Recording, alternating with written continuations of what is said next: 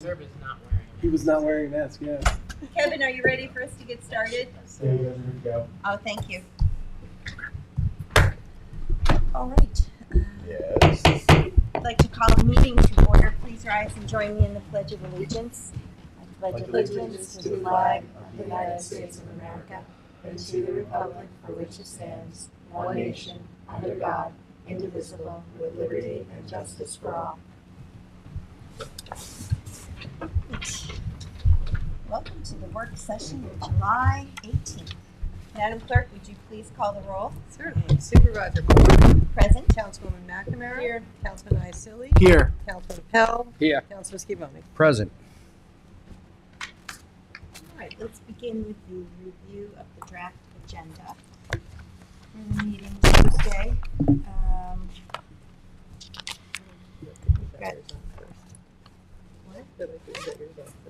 Whoa. 9 public hearings. 1 to accept a grant of a conservation easement from the 1030 Noyak Path LLC on a property located at Watermill pursuant to Southampton Town Code Section 244-4, obtaining a development right certificate, and Section 247 General Municipal Law of the State of New York. The second public hearing is to adopt a deed of a residential fee from Joseph F. Gaza for properties to be maintained as open space located at North Sea pursuant to Southampton Town Code Section 244-4 or a development right certificate, and Section 247 General Municipal Law of the State of New York. The third public hearing will be to accept a trail, viewshed, and conservation easement relative to a site plan and wetlands permit for the Atlantic Golf Club in the hamlet of Bridgehampton. CPF will be presenting on that one. Dave Wilcox on the prior two. The fourth public hearing will be to consider extending Southampton Town Code Chapter 314 entitled The Moratorium on the Battery Energy Storage Systems by amending Section 314-4 entitled Moratorium Period to extend for another 6-month period, which we need to do, but we're getting close. We're having good meetings with the steering committee, and the Suffolk County Planning Commission did endorse this 6-month extension, so we could probably put on a resolution for this meeting if Janice could prepare it. I don't think anybody would be objecting to that. I do want to ask if we can switch the order of 4 and 5 and do the exemption hearing before the moratorium hearing.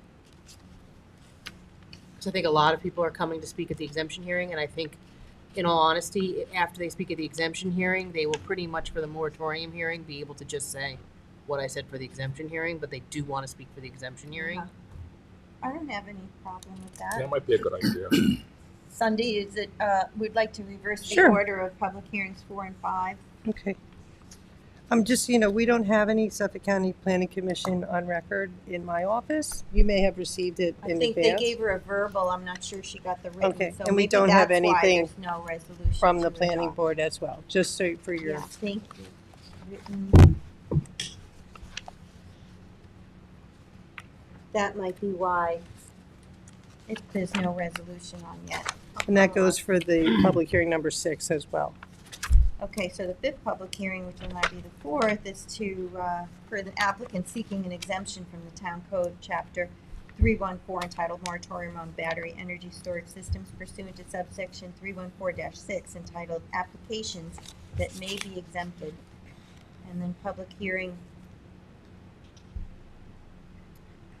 6 for the adoption of an updated pattern book for the hamlet of Hampton Bays. She also, Janice said that they gave a positive response, but again, I don't think we have anything. I don't in have writing. that on file, nor the planning Yeah. board as well. And who knows what's going to happen today when we're talking That's- about it. We might need more time. That's true.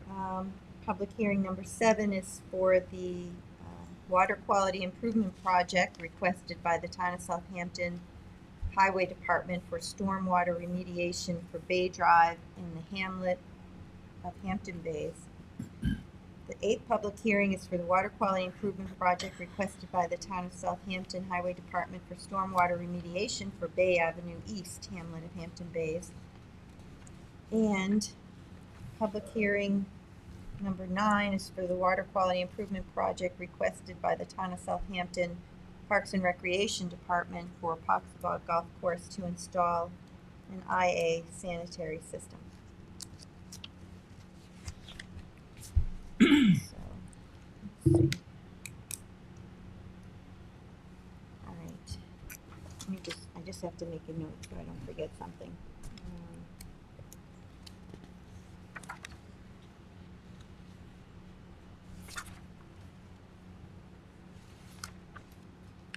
Okay. So, Town Board Resolution ID number 46982, co-sponsored with Councilman Scavone, to accept an award and authorize the supervisor to execute any and all documents for the New York State Energy Research and Development Authority Clean Energy Community Program Points based grant for the purchase and installation of solar panels on the town hall. I think we should talk about this in work session. Isn't there something that Dorothy was concerned about, that Yeah. did we have the matching funds for this? Yes. I think this should be held over to a work session so we can find out about it with Dorothy. This is a grant. We're Yeah, I think going to it's- receive a grant. yeah, But if we don't have the matching, where are we gonna get the matching funds? Yeah. For the auditorium. Do we need matching funds for this? Are we not able to cover $200,000 of matching funds for a grant to put in? It usually says The grant's for what matching fund 200,000. if it's required, but I'll check it and get back to you. All right, It I'm says, not it saying, says funding is at no match to the town. Okay, Oh. there you go. No, that's funny, because I thought Dorothy said something, maybe I'm me too. Let's use talking about confusing something it else. with a different Okay, so grant. this is a good one. Yeah, of course it's a good one. We'll accept it. I like. But I mean, if the suggest that grant we- award is, a certain amount, and then you need to come up with a 50% match. Yeah, she's always reminding us we have to be careful of applying for grants, because then when we get them, we might not have the money set aside for the matching. But it appears that this one is not,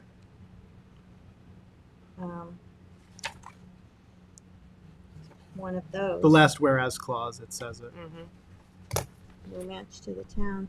All right, well, I'm gonna follow up with her just to find Just out. to make sure. This is because of the work that we've done in this area in previous years that we qualify for this grant. Oh, very good. Thank you, Jackie.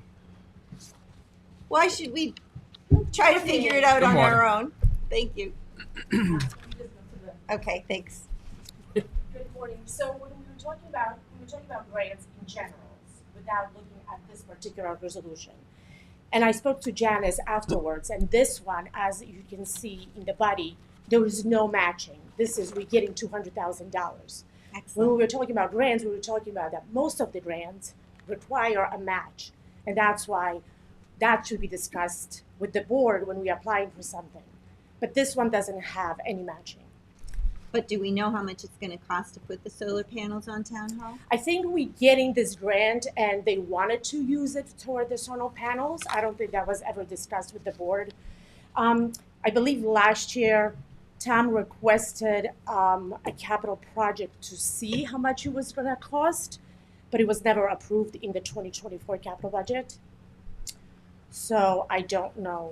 So even though there's no matching condition, if the project is $1 million, I think that grant we get in no matter what. I think, and like I said, we really have to talk to Janice because she drafted the resolution. She would like to use that toward that project, but I don't think it has to be, because I think it has to do with sustainability as a whole. Yeah. So we can use it for different things as long as it's. Yeah, that's my understanding. That's the that's understanding the that grants I have. We might want to make sure that the 200,000 will cover this. Well, Or definitely something the else. Or something else. the town hall installation of solar panels on town hall. It's not going to be $200,000. Yeah. But I think there are more grants that we're going to be receiving, according to my conversation with Janice, that these are like ongoing grants. So whether I think the understanding was she would like to use it for that. Again, I can't speak to that because Well, Is in there the, a capital project here for that? no. No, No. well, we're putting this money, that's $200,000 that you see, there is a financial impact, saying that we're gonna put in the capital project called sustainable infrastructure. So it doesn't have to be, it's not specified in the Right. capital It's not project used that for it's anything. for. But no, but in the resolution, it says this resolution shall act as a letter of commitment that the town intends to utilize the funding provided for the purchase and installation of a solar array for this building. Like I said, I the think money it can is be done. going to the Changed. sustainable infrastructure capital project. There's no currently capital project for any sorts to replace, to install solar panels on the town hall building.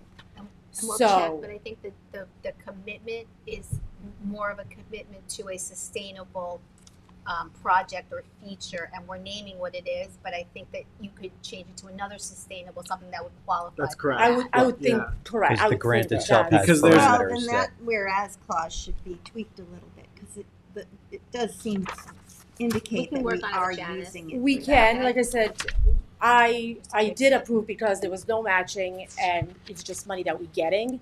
And my understanding And- was that we can use for any sustainable projects. And we've applied for this and qualified for it, and now we're Correct, and receiving I think based on the conversation, there are more grants coming. And I would also just emphasize too that we did have conversations with Tom Houghton for plans for EV charging stations and also That's separate. electric vehicles. I know, but I'm just saying that these are things that we've had conversations about Correct. in moving in that direction. So this helps us to also get there with funding and Correct. assistance. Now, we can verify with Janice that if we do this, does it Yeah. have to be used for the Right. solar? If we can use it for other, then that's fine too. My understanding when I asked about it, I was told that basically when we get these grants, you have to have, it's like use it or lose it grant, and you have a very short window in which to apply it to something. And so this was a project that we had ready to go. Like, you have to have a shovel-ready project. And that was my other question of when we're going towards for this other grant for the 800,000 or whatever it is, there has to be projects ready to go or you lose the grant money. So then you've invested money in getting these grants that you can't use because you don't have a project ready. So I would like to know If it's how ready. much this project is estimated to be, even though we haven't done a actual costing out. There has to be some kind of That would be really Tom's question. I Yeah. wouldn't know Yeah. how much you would. And I if- mean, yeah. but I'm telling you, 200,000. I think there was a capital project that we wanted to do a study to place solar panels on Parks building. That's the $50,000 that we're moving for the trailer. That was just to study how much it's gonna cost. Yeah. So that's gonna be, 200,000. It's definitely not gonna cover. That may cover the study how much it's gonna cost, but not the project to replace the solar panels. But I wouldn't know how much that is. I But wouldn't. maybe And we then- can just put it in a general sustainability account. And I that's don't where it's know. going. Right. That's the But- capital Right. project that And- you have under financial. So maybe we just need to speak with Janice I'll follow up and with amend Well, Janice. that. there's a couple of things here. clause. Installing solar panels is actually a cost-saving measure, and that's something that would have to be figured in as well. How much money is the town not going to spend? The trade-off there, not going to spend in the decade to I follow. think it's in the resolution. It Probably. it's says- well, it says Right. the town will 19,000. save an So- estimated and then, 19,000. if I could finish, year.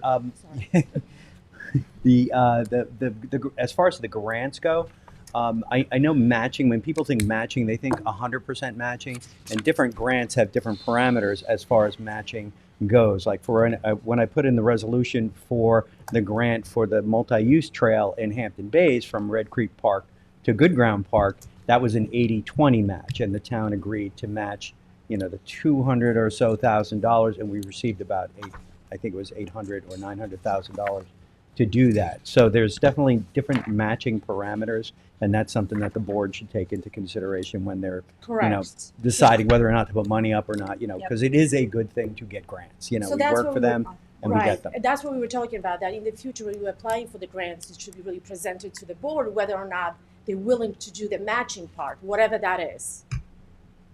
Yes, it's very important. Thank you. Okay? Thank you. Thank All you. right, Thank you. clarify that one. Okay. So we're gonna fix part of this? I'm gonna go check it. Well, we'll I check just with wanna Janice. verify Yeah, a couple verify. of different things About and that then whereas Just clause. if you need to change it, we'll Change it, because I don't wanna have to commit to the 200,000. I Yeah, think yeah. it's a good idea for the project, but Yeah. I don't want to find out that it's gonna cost us $800,000 to, make sure the roof is strong enough and Yeah, whatever. all that. Town Board Resolution ID number 46976, co-sponsored with Councilman Scavone, amended 221, authorized funding for Beconic Asphalt Partnership from Community Preservation Fund water quality monies. Town Board Resolution ID number 46936, co-sponsored with Councilman Scavone, to authorize the 2024 contributions to Volunteer Ambulance Worker Trust Fund. Town Board Resolution ID number 46983, to authorize the supervisor to sign a contract with Magnet Forensics LLC for digital evidence analysis tool and platform subscription services for the town police department. Cindy, could I co-sponsor this one and the next one?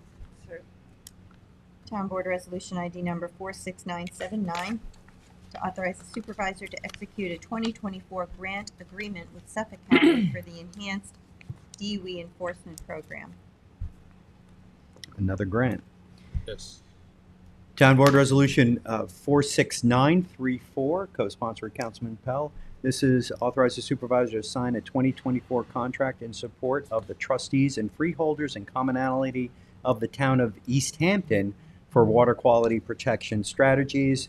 And just for the board's edification, this is an ongoing study on the impaired water bodies in the Sag Harbor Cove area. It is an interesting combination of monies that are put together by the Harbor Committee from the Village of Sag Harbor, the East Hampton Town Trustees, the Southampton Town Trustees, Southampton Town Board, the Sag Harbor Yacht Club, and a couple of other different entities. And they've been studying harmful algal blooms and nutrient loading in the harbor for the past, since I've been here, for the past 6, this now being 7 years. So we have some real good data there. It also supports the expansion of the sewer coverage area in the Village of Sag Harbor, so we can measure whether or not it's actually working. Dr. Gobler has been giving presentations on that, right? Yes, he's been giving presentations to a number, and we should probably have him in here because it's interesting, interesting stuff. And we've been supporting it, like I said, for the past 6 years. Okay, so that's that. Town Board Resolution 46966, co-sponsored with Councilman Scavone, authorized the supervisor to sign a contract extended for awards and Community Preservation Fund, a 20% quality improvement project fund for the Cornell Cooperative Extension. Town Board Resolution 46961. This is to authorize the supervisor to sign a contract with Citizen Science Learning Incorporated to obtain weekly samples from freshwater bodies through Adopt a Pond program to monitor harmful algal blooms and perform seasonal analysis for nitrogen and phosphorus compounds. And this was the subject of our work session last week. So my only question about this is with the fourth whereas clause at the top of page 13, where it says that the trustees have no funding available. That's what they said. We should probably say have requested funding. The trustees have requested funding. I don't know if they have no funding in their budget, but they requested us to fund it. I think it's a Would good you have idea. any objection to changing Well, that? the trustees said that they didn't have funding for this. That's what they said. I guess we probably shouldn't have put it in the words, but Yeah, I was just thinking that. Sounds better the way the supervisor wants to Yeah. do it. Yeah, my only question is this an annual thing or is this just a 1-year funding source? Well, And I guess considering that the ponds are the jurisdiction of the trustees, hopefully that this would go over to the trustees' budget line, and they would work directly with this group. Is it somewhere we can put in here that it's for, I've requested funding for the 2024. it does say for 1 year, the contract expires 1 year. It doesn't say it'll be renewed. yeah, I mean, we're So leaving the it wording, like that. I wait, the think wording that's- on the fourth whereas, where is that? I don't. Top of page 13.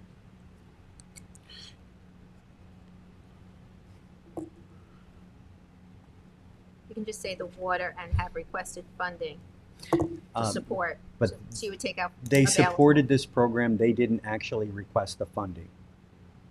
directly. So They didn't ask us to provide funding to the org. they supported this program and said that they didn't have funding available for the program, and supported Adopt Upon coming to Southampton Town to fund the $7,000 for the program. What we would say. I just want it and clear that support the there is town. no funding beyond 1 year, and so we may end up at the end of this for $7,000 with 1 year of data. And Well, why don't we say instead of they requested funding, if that's not accurate, we could say, and they support funding for the project from the town for this Yeah, year. that's good. That's good. Okay, so Everybody's clerk, concerns are Sunday, what do addressed. we need to do here? I'll give it This to you. Let's say that. I'll give it to you. Thank you. And I didn't have the opportunity to go through this and talk to anybody in advance, you know. Do you want to look at the next one too? Just the first line seems like it maybe needs to be tweaked just a little bit. It says the town of Southampton is interested in initial funding or initially funding. Where are you, son? the next whereas. Oh. Should it be initially funding? And initial funding, initially. Or you could put it here in funding the program for for the year 20, you know, whatever year we're doing. Whatever the period is. All right, we'll And fix it. in the second resolve, it said will expire in 1 year. Mhm. Does That that means not, that's probably the contract. does Where are that not allay concerns here? If it has automatic renewals in the contract, then it would re-invoke itself. So if you just say this, then they know that at the contract renewal, they have to reauthorize the money. You know what I'm saying? Because most of our contracts have automatic renewals. So that would be in the contract. We have to make sure that's not in the contract that the supervisor signs? It's okay if it is, as long as you're going to reauthorize funding every year. Which we're not saying we're going to do, so. Right. I'm saying remove that. Yeah. Or make sure Yes. that's not Yes. in the contract, the automatic renewal. I thought we had to transfer the funds from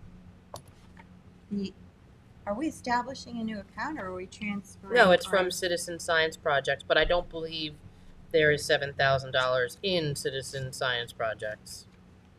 That's a separate Right. resolution, but I thought it was And I reviewed originally this under with the Long Dorothy. Island Science Center. Wasn't that what we talked about? That it was in a different name and we had to change the name? No, it was Citizen Science Projects, but it was in conjunction with the Long Island Science Center. Yeah. It was Adopt Upon in conjunction with the Long Island Science Center. I don't think that it was contingent on that, Okay, the way I read it. all right, good. So this came from the controller. This is how she agreed So to have she'll be this in moving money place. into Citizen Yeah. Science Center to make up I the don't do her extra. job, but thank you. Okay, next. Good morning. This is town. Oh, Thank you. Okay. That should that go first, or does it matter? Yeah. Well, That was. doesn't matter because. It's all Yeah, good. yeah, yeah. You won't be able to pay it, but yes, there's a separate resolution. Got it. All right, thanks. Town Board Resolution ID number 46920. Award and authorize the purchase of a 2022 Ford Ranger from Otis Ford, Inc. using New York State OGS contract for vehicles Class 1-8 statewide. Town Board Resolution ID number 46919, co-sponsored with Councilman Scavone, to award and authorize the purchase of a 2024 Chevrolet Tahoe from McGuire Motors LLC using New York State OGS contract for vehicles Class 1-8 statewide. Town Board Resolution 46955, recall and amend Town Board Resolution number 2023-395, award and authorize the supervisor to sign a contract for requirements, contract security camera network infrastructure maintenance. Town Board Resolution ID number 46935, to recall and amend Town Board Resolution number 2024-849, award and authorize the supervisor to sign a contract with Arcadis of New York, Inc. for municipal sewer engineering services for Phase 1 of the Riverside Sewer Improvement Project. This is just to correct a typo in the amount. Town Board Resolution ID number 46917, co-sponsored with council members McNamara, Schiavone, and Pell, to reject all bids for professional services for the design of a constructed wetland in Riverside. Town Board Resolution ID number 46973, 2024 notice to bidders for Sagaponic and Bridgehampton Beach Erosion Control District Nourishment Program. Sunday, could I co-sponsor that, please? Can you put my name on it too, please? Town Board Resolution ID number 46990, for the 2024 notice to respondents for professional architectural, engineering, and surveying services. And Town Board Resolution ID number 46931, to amend the 2024 adopted budget for Citizen Science Projects restricted account. And Sunday, could I have my name on there as Make well up as a the difference. co-sponsor? Thank you. Town Board Resolution ID number 46932, to amend the 2024 adopted budget for Parks Department vehicle. Town Board Resolution ID number 46963, to amend the 2024-2028 capital budget and add capital project Mill Farm Diamond Court Road improvements. I'd like to be added on that, please. Yeah. Okay.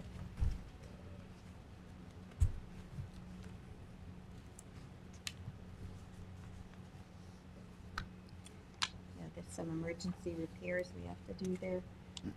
Town Board Resolution ID number 46930, to amend the 2024-2028 capital budget for transportation trailer project. 2024 dash, I'm sorry, Town Board Resolution ID number 46928, to authorize the general fund pay-as-you-go to purchase trash can for recyclables. Town Board Resolution ID number 46933, to authorize the payment to Lyro Engineers, Inc. for professional services related to asbestos project design and monitoring for the 20 Shinnecock Road, Hampton Bays project. And this was just, we had already authorized this payment, but now we have to change the account that it's coming out of.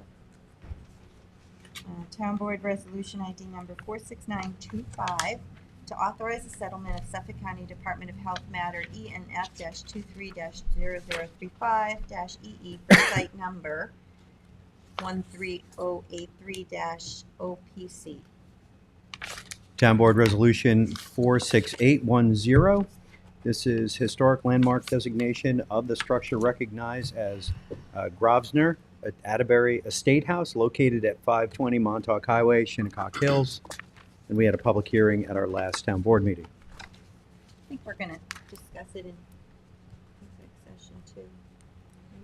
You had, there was some Yes. discussion to occur.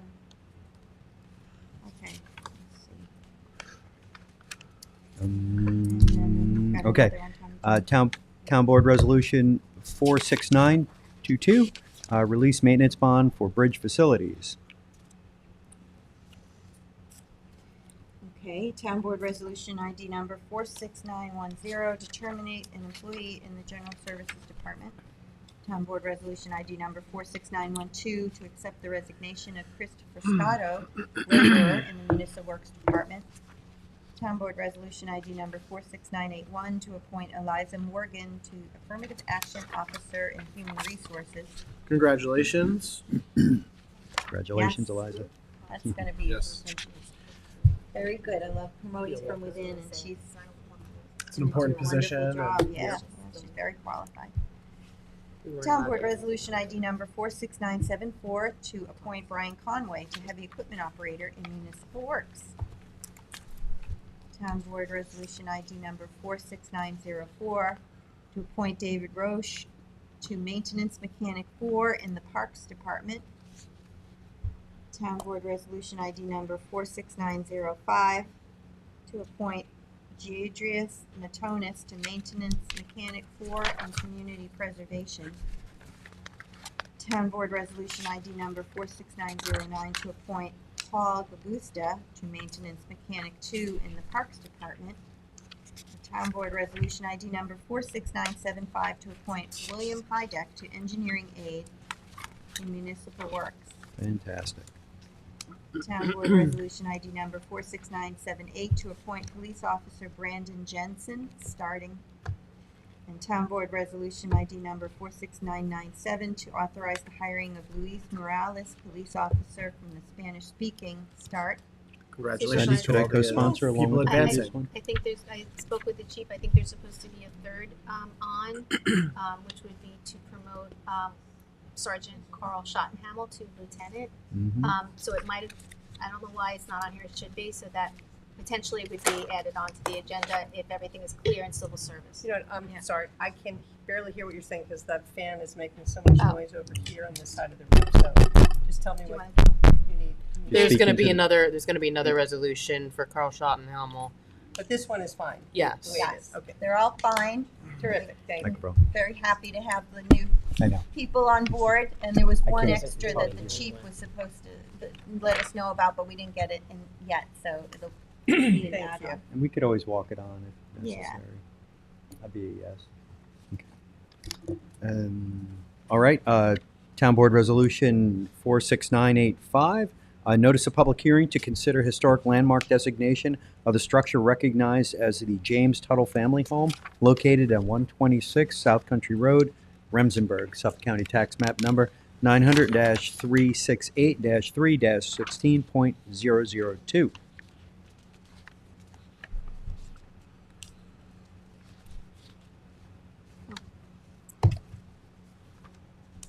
Okay, Town Board Resolution ID number 46969 to accept a grant of a conservation easement from 1030 Noyak Path LLC for property to be maintained as open space located at Water Mill pursuant to Southampton Town Code 244 and 247 General Municipal Law of the State of New York. Oh, we're having a public hearing on this one. And the same for the next one, Town Board Resolution ID number 46968, co-sponsored with Councilman Scavone, as was the prior resolution, to accept a deed of residual fee from Joseph F. Gaza for properties to be maintained as open space located at North Sea pursuant to Southampton Town Code Section 244-4 and Section 247 General Municipal Law of the State of New York. Town Board Resolution 46589, a resolution accepting a trail and viewshed conservation easements in connection with the site plan wetlands permit of Atlantic Golf Course in the hamlet of Bridgehampton. I gotta go get mine. I wrote some- Town Board Resolution ID number 46970 to recall and amend a resolution 2024-861 as it relates to the adoption of a negative declaration. Should, it's gonna be for judgment on What is this exactly? I don't know. Good question. What? Something to do with secret. What is this resolution? some of I know it, It's it just CPF. pertains to Agua. them. The Dozier piece? Was it that one or the that one piece? Dozier, yeah. There was a Dozier piece, and they forgot to put the secret in, so they're amending the resolution just to add that component of secret. Okay. Everything else remains the same.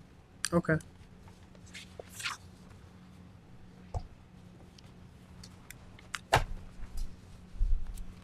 All right, there's no talk on, okay.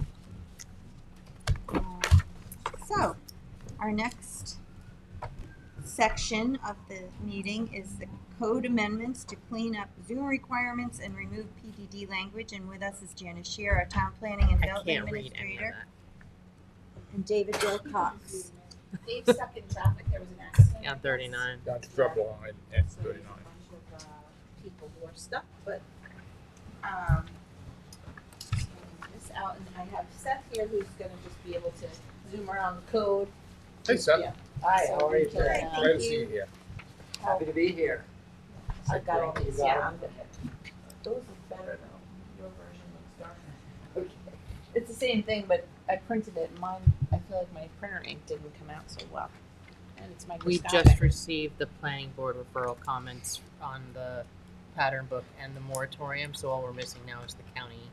No, the county approved it also. I just didn't put it on because I thought you wanted to have the conversation today. But the clerk's office doesn't have the written From on the planning pattern book commission. or the, I have it. I'll just forward it to the clerk. They sent it to me yesterday, the county. oh, okay. We On have the planning board moratorium. too. Yep, we have both, but I didn't put on, unless you want me to We would just put it on. create it. Yeah. we I would could just do that. it. Well, Not I the- figured we'd not have the- that conversation Not the pattern first. book No, the- necessarily, but the Beth. Beth's moratorium. Yeah. If you have that, I didn't put it on. No, I forgot to submit. I have it. I have it. I'm sorry. It's too much going on at one time. because I don't know what I think it's All like the time. it expires on like the I 9th, didn't know if, yeah. and we're on their next meeting is the 13th, so we need that one on. we'll Okay, do that as I'll an just, add-on. you can do it Yeah, as an add-on. yeah, I'll yeah. do that when I get back to my desk. I apologize. It's too many No things. worries. Okay, so This thanks for having me. I'm sorry, this is microscopic. Dave's stuck in traffic. But instead of just going over the two things from the work session, I thought we have a bunch of these code things, so we made a table for you. Mm. And we just wanted to talk about the various items that could use some cleaning up. It said Zoom cleanup, but it really was just one small thing with Zoom and the planning board, where people are driving. And on Zoom, I think you have that too, but Mhm. people who come to the planning board, they're like driving and they pull over. I don't know if you want to think about codifying some sort of, they don't register who they are. We don't know, the Yeah. speakers are one thing, just someone who opposes something, they may pull over and talk. But somebody who's actually presenting to the board, Mm-hmm. we had an instance where a person was like driving in their car presenting. Oh, that's It's not just- right. No. So we just wanted to make it a little more professional and routine, like expectations. If you want to think about that as a code, or should this be something the board just adopts So as a are they policy? presenting to the planning board and there's nobody here in person to present? Yeah. Oof. I don't know if we should be even allowing No. presentations via Zoom. I don't know For either. planning That's why I'm here. Like application. maybe Okay. we just need a little bit more on this. And I believe That's this- a Kathleen thing. I think we Yeah. have to have. And I believe that the state has dropped the Zoom No. mandate. But the governor put it. in It is budget. at our discretion.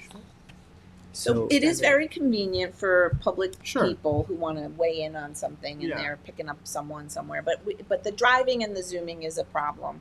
You should really be pulled over. And the other thing is I don't the think we should be able to presenting present. and the driving and the zooming. Or we don't mind if someone's in. You maybe make a case where or a requirement where at least 50% of your team is here in person, and maybe the one guy who's traveling Right. joins by Zoom. Yeah.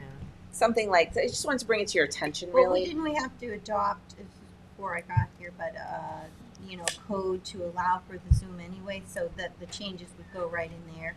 Yes, and that code is for Mhm. pretty much for the town board. It's for meetings. us. You don't really have anything for planning board.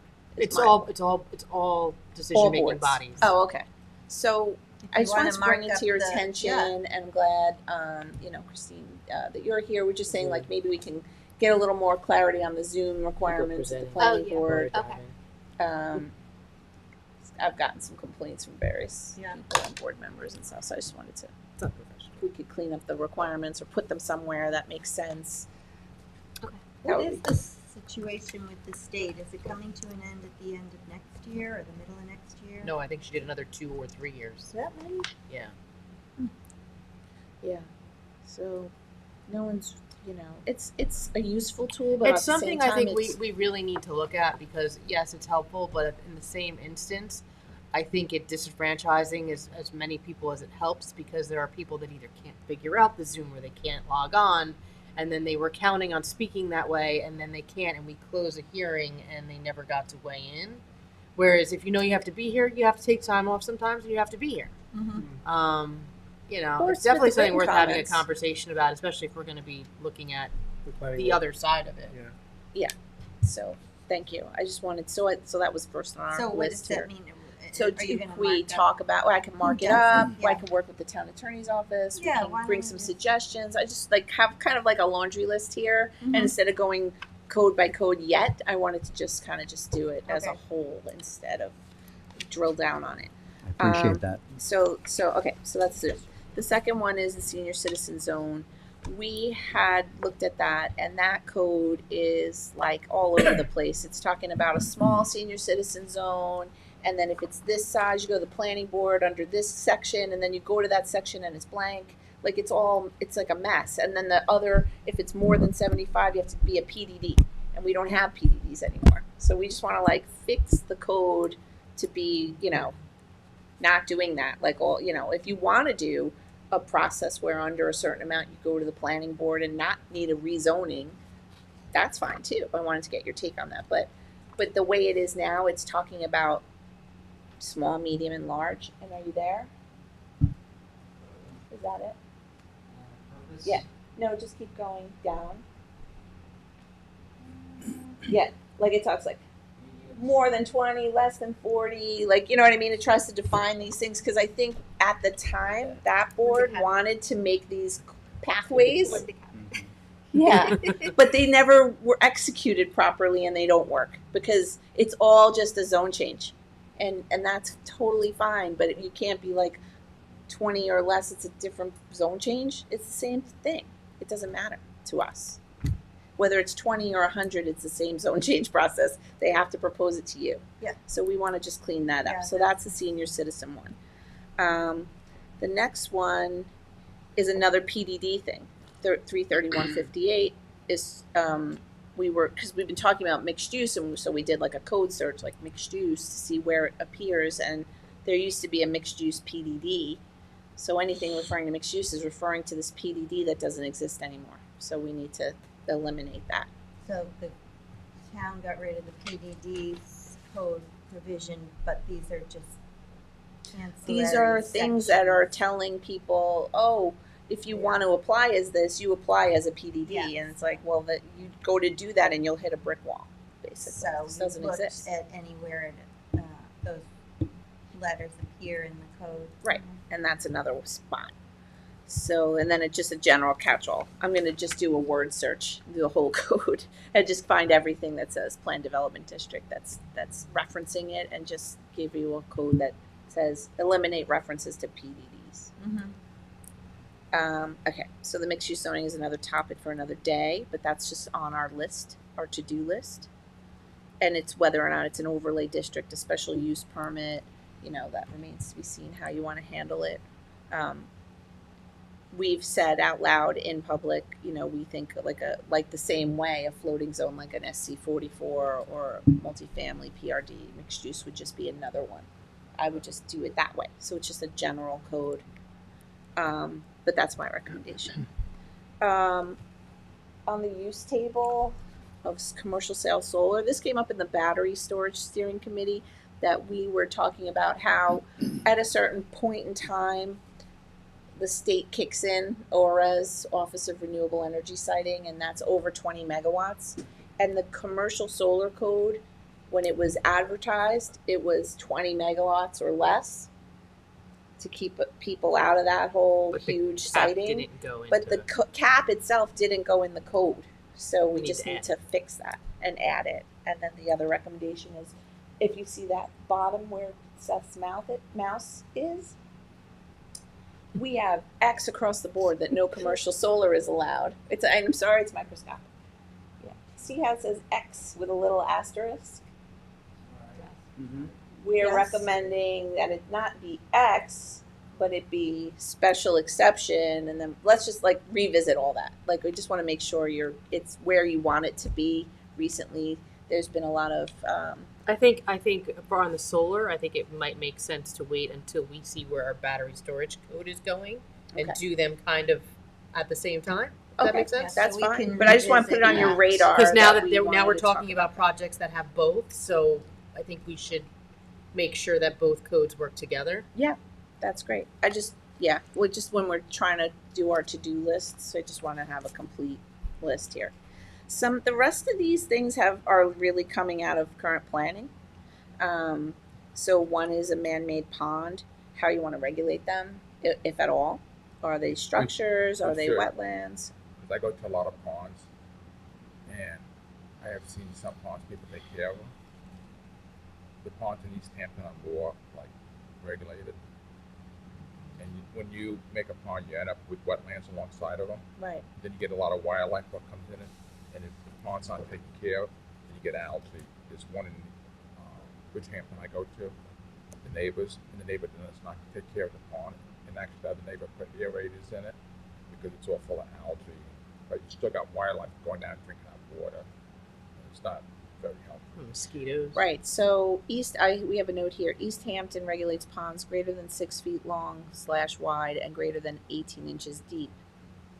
They call that a swimming pool, which is weird, but it's just basically giving you like, what does East Hampton do? Teresa Mason put that Right in now, there. we don't regulate ponds at all. No. So you can put a pond of any size on your property. Yeah. Wow. And I think people don't understand too, you're getting yourself down a slippery slope there, because if it's in existence for a certain amount of years, the DEC then classifies it as wetlands and you can't get rid of it. And then it's a setback issue to your house and Mhm. stuff like that, yeah. So I mean, I honestly think ponds should be regulated over a certain size. I mean, if you're We putting could in a do little kind of like koi a pond code or search and see how, other than Yeah. East Hampton, how Yeah. they're regulated and give you some If they have options. 10,000 square foot, and that's a good Yeah, we size should pond. definitely do that sooner rather than later. I mean, because you're also talking about a safety issue, right? I mean, the swimming pools have to be fenced off, and you have to keep, have stuff to keep children out. So if you have a pond that's 4 feet deep and 12 That's feet true. across, it's That's a really it's good point. Child It's, safety. it's another safety issue. Okay, so that's on the radar. The next one is 330-167I.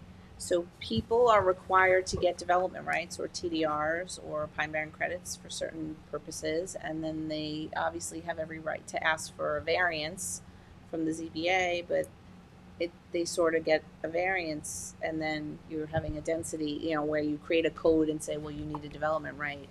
That person then goes to the ZBA and says, I can't find a development right, and they're given relief, which zoning is only valid because of the ZBA and giving that relief. So I want to make that clear, but maybe it doesn't belong in 330. Maybe it's not something you get relief from. Maybe they come to you, is my Yeah. point.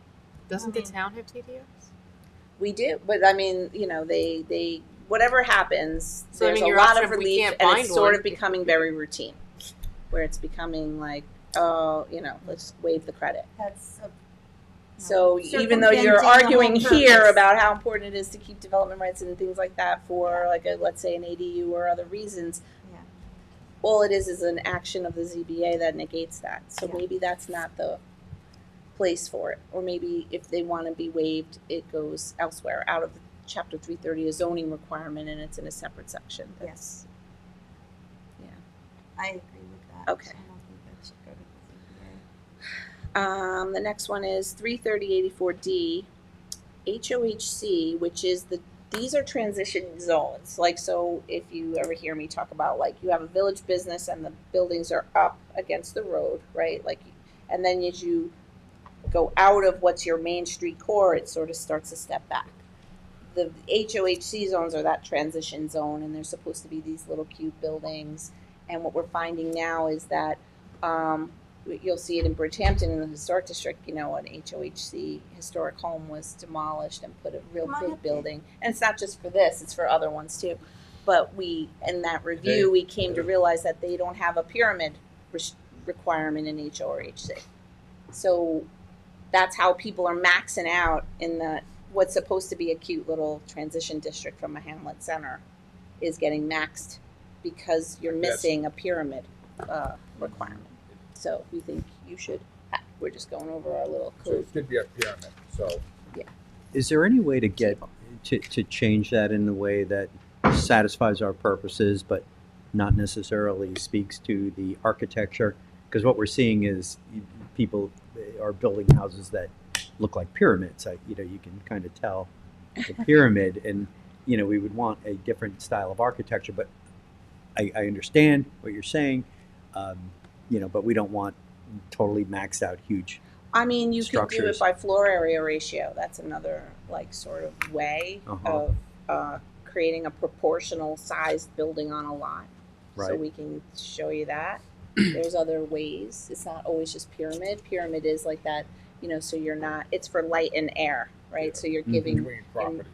yeah, but there's other ways to go about that, Okay. which I would say floor area ratio. What's another pyramid? But the type of pyramids, relief. it's. I mean, it's I important. honestly think these are all good things, and there's so many of them that I think we should just start kind of plugging away on separate work sessions for Each getting one. more into depth on each one. Yeah, before so we can do that. I just want to give you the overall, you want to Yeah. use my time today instead of just drill on one to be like, there's a lot. Yeah. And just make sure confirm this list is a good one. And then we'll start coming in, I maybe. mean, there's sound reasoning for all of it, so Yeah. it's You might want to move on some though quicker than others, yeah. depending. Like the man-made ponds. ponds. Right.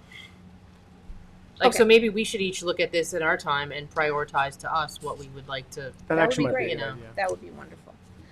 Yeah, so the. And the next step would be to give us a draft of the marked up, red line draft of what the code changes would be. Exactly. Yeah, okay. So, and we have it for much of these already. So we just didn't want to just do these one-offs and have to do a work session for every single one unless I can email everybody the red line and then you can say, these look fairly easy and routine. You can schedule them and these are things that we think should be a work session. Come back. That's a good idea. Okay. This was a floor area of accessory apartments. I think that's part of that whole ADU discussion. There's a separate section in the code about this is accessory apartments. What's 162.18? I want to say that's in HOHC, which is you get there's this section of the code. Oh no, there's a section of the code that says in HOHC you have 3,000 square feet of a building. And you can get up to 6,000 square feet of a building if you do an accessory apartment upstairs.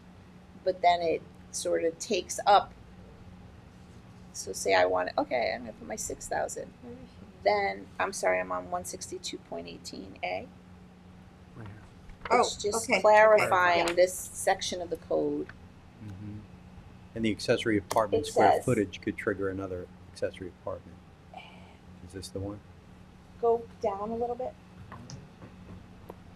There's this whole section here is if you want to do more than 3, it's an incentive to get affordable apartments. That was why they did it. So they said you get 3, that's it. If you want 6, you can have 6, but then they say but the rest of the balance has to go to the apartment. So the person doesn't get anything out of it. They only just get apartments. So it doesn't make any sense. So I'll show you. It'll be easier when I show you, but I think I get it doesn't make sense. This happened in Bridgehampton. Yeah. Yeah. But also that's why they keep asking being negated from the apartments because then they want to use the floor area and give you the apartments, but it's in the code it's one or the other. The extra floor area you get is for the apartments. It's not for you and then you get apartments. It's spent on the apartments.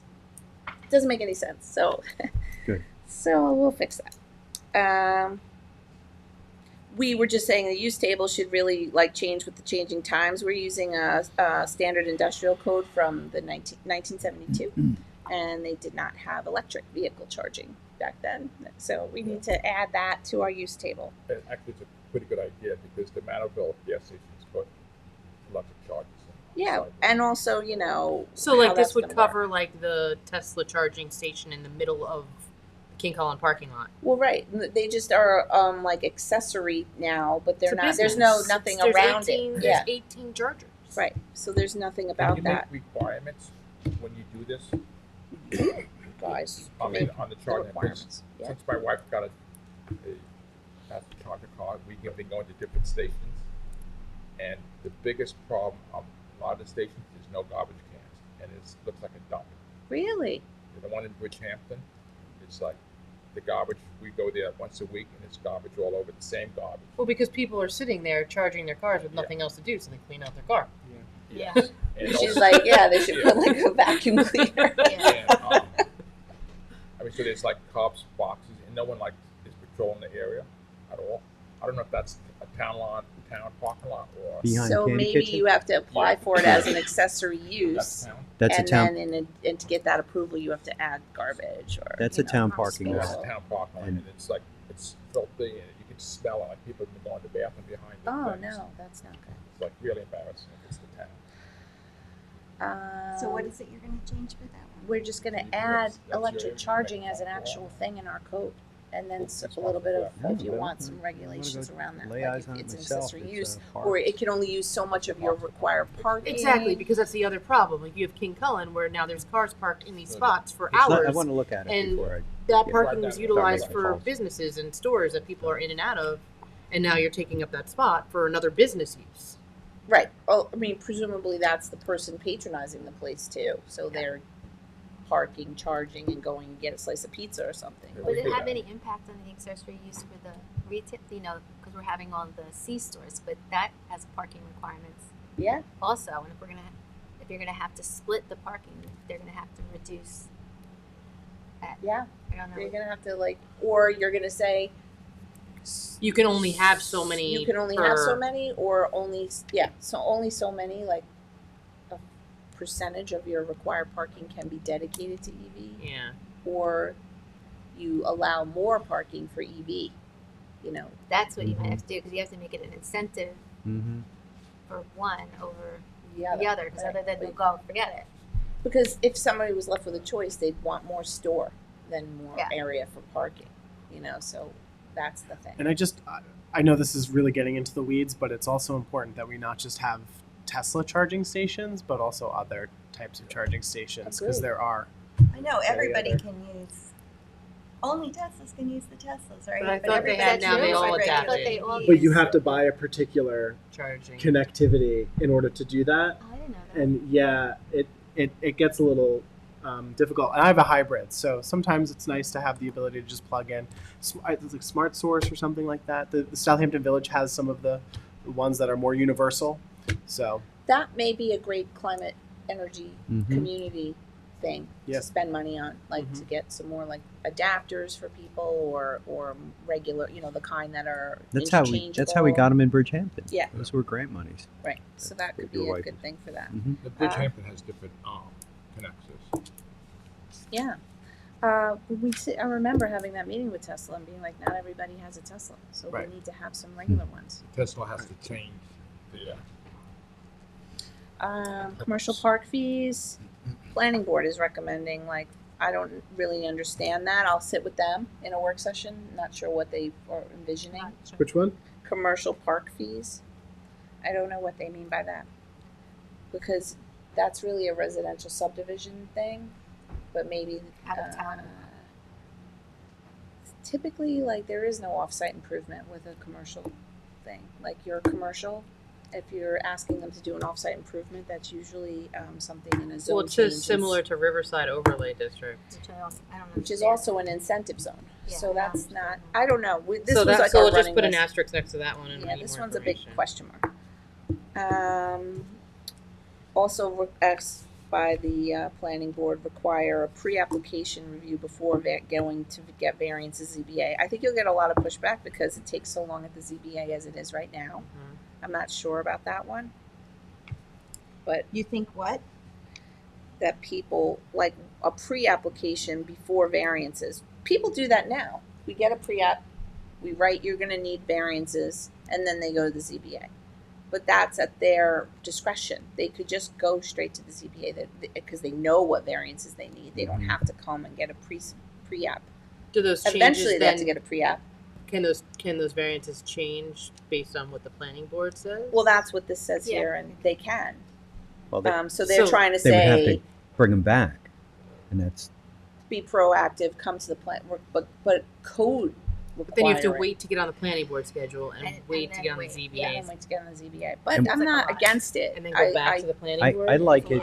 lot. You know, very often applicants will sit in front of the planning board and say, "Well, I already got these variances, so you know, please That's approve right. what It's I'm take- doing." And That's you know, because really this why. part's already done, and then it kind of hamstrings the planning board, and we don't want to do that. I think you're I mean- right. I think that's why they're saying that. But are you is the calendar for the ZBA longer to get onto than the planning board? Yeah. So wouldn't you just put yourself, if you're basically you know you're going to need some type of variance, wouldn't you just put yourself on both? And then so maybe the answer to that is you go to the planning board and then you go to the ZBA and then you get like an expedited calendaring back to the planning board because they've already seen your application. Maybe, yeah.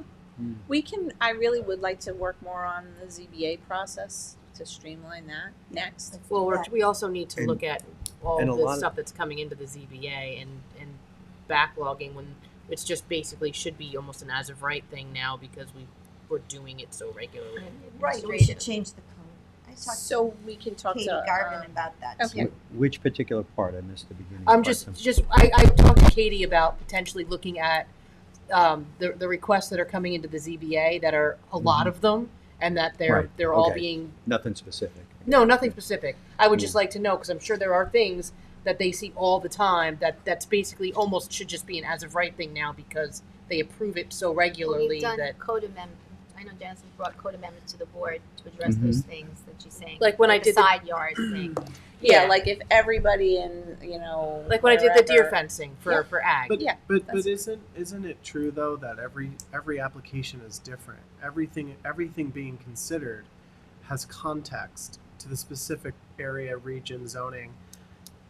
And I just think that if we're doing this, there are also a lot of concerns that I get from constituents that say, how is this happening? Why is this going to the ZBA? Why are they getting this variance when, they weren't prepared with their application and X, Y, and Z? So I kind of like the idea of a pre-screening to kind of at least prepare the applicant in a way that helps inform the ZBA more and also provides the constituents with the trust that what's coming before the ZBA is in fact reviewed in a more in-depth manner. Because I think that I'm getting the opposite. You want the pre-submission So before you like the the ZBA? pre-application? Before Yeah, the ZBA. I do too. Yeah, I Yeah, would like but I to. In front of the ZBA. But we don't want to slow Oh. anything down. Now, the yeah, notice and re- they Go need to to the have front a of the they need to have a line at the planning. prioritized back to the planning board. So we can Well- dive, I think this well, is a no, whole no. work session in and Right. of itself. Yeah, Yeah. this is Okay. definitely Notice, true. the notice So requirements that's on a the good zoning board topic. are different than the planning board, right? Or are they the same? That's a question. What? Well, it comes Notice down to requirements. noticing are the same, but when you're in a subdivision, this says subdivision. So we're talking Mhm. about like you, Oh, you yeah. have a lot and you want to make it 2 lots and this something is needing a variance. So we can talk about like, well, what's the routine one? Like if we're talking about like in R20, the side yard setback is 20 feet and every single person in R20 is really at 15. Change Yeah. the code to the side yard setback being Yeah. 15. Like we could do that analysis on GIS. I like what they're saying there. But And we but don't if you see too like many this large- as a pre-app, that's fine too. So let's have a whole work session on how to like. That's a good idea. Or also if it's like a major subdivision or something that's going to be really, there's going to be a lot of facets to it. Then I could see it going to the planning board for. But if it's something that you're going to need a variance for, you should just be able to go get your variance. Most of the large subdivisions have already been subdivided. Right. Not all. Well, of and them, also but- people don't want to be like, oh, ZBA. Oh, now I gotta go to planning board. Oh, now I gotta go to ZBA. Like we need more like integration and like collaboration. Yeah, I just want the process to Yeah. Okay. Flow. Go faster. Parking behind buildings. We'll take a look at that. That's another recommendation by the planning board for all Mhm. business districts. In some cases, that makes a whole lot of sense, and in others, it doesn't. So we'll have to take a look at that. Aren't those, would you say those are design guidelines? Yeah, definitely. So that's more in the design guidelines.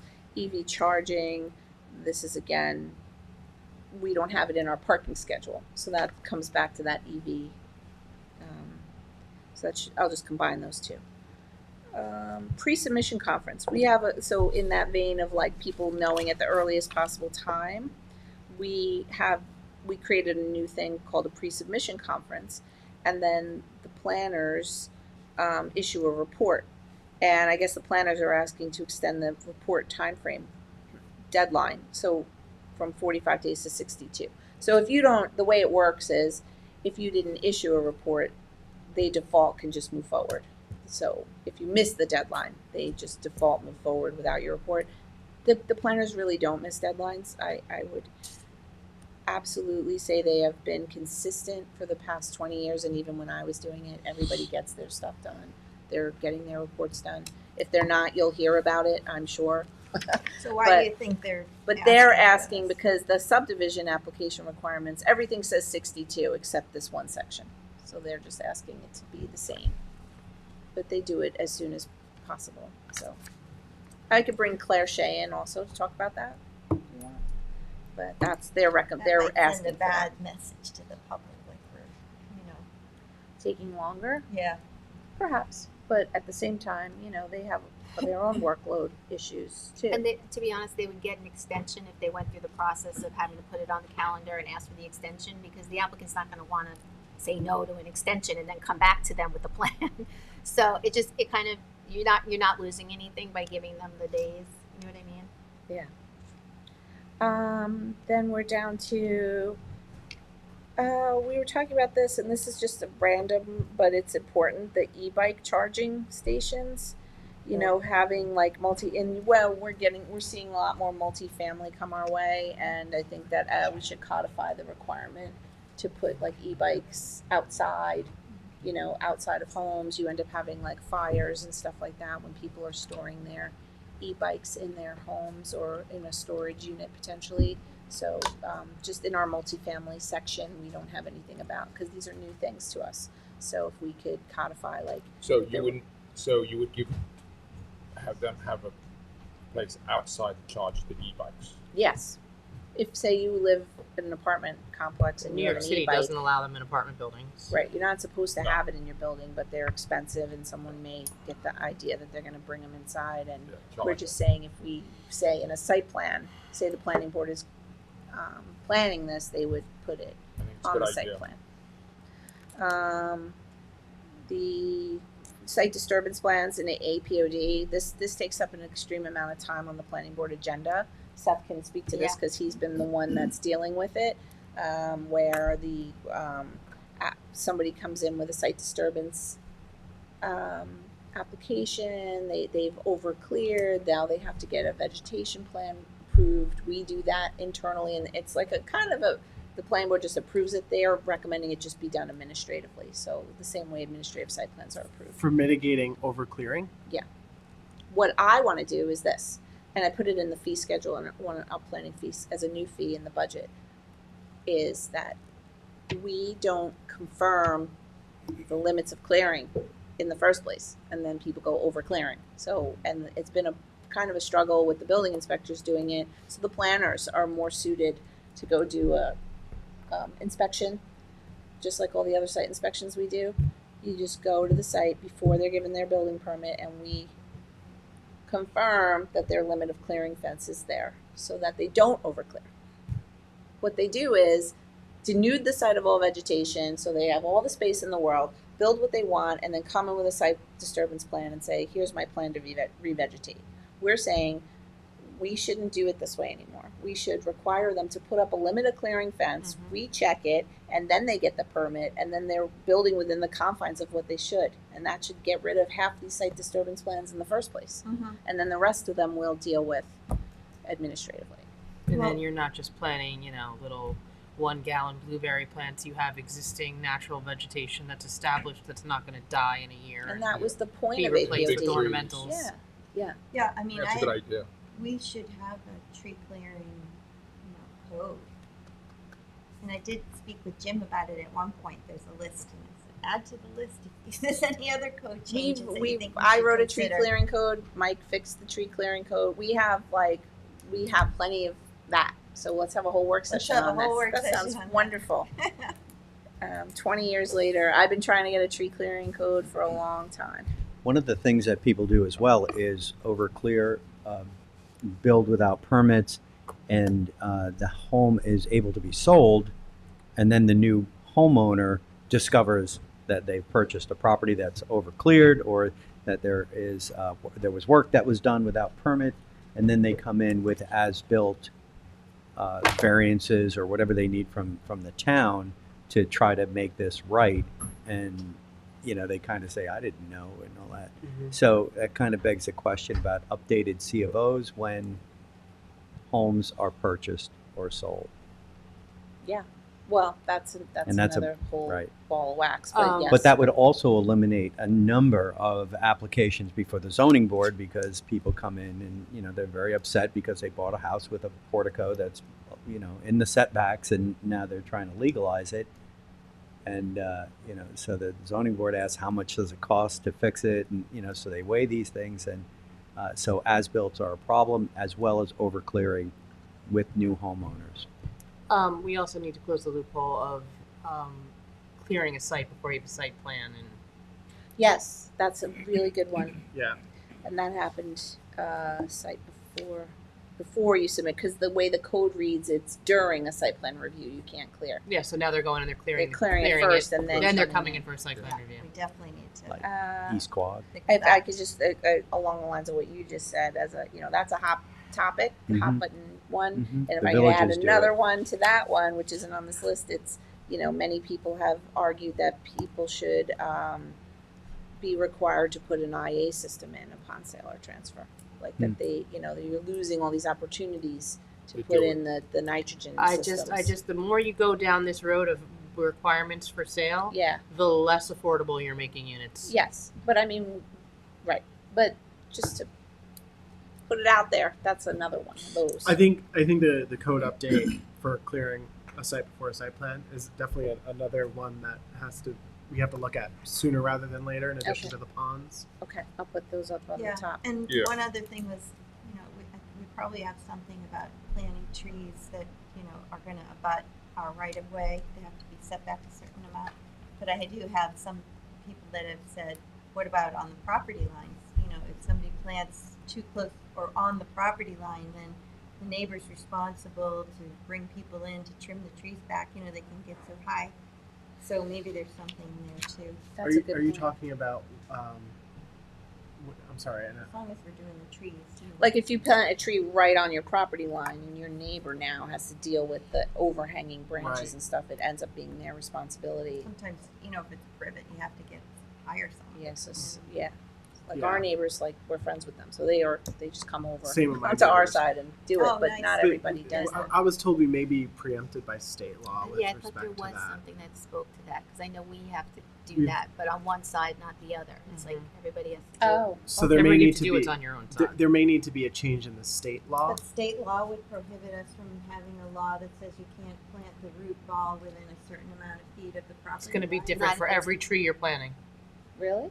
There's upright trees that, look at them. There's oaks, there's ornamental trees that are, Pine. you could plant them right on the property line and they're not going to go out more than like hawthorns, and then you get into green giant arbors, which are going to get enormous. It's all different types of trees, so you would have to know the mature state of every tree that you're planting to know what your setback to your property line is, which is almost impossible. Yeah.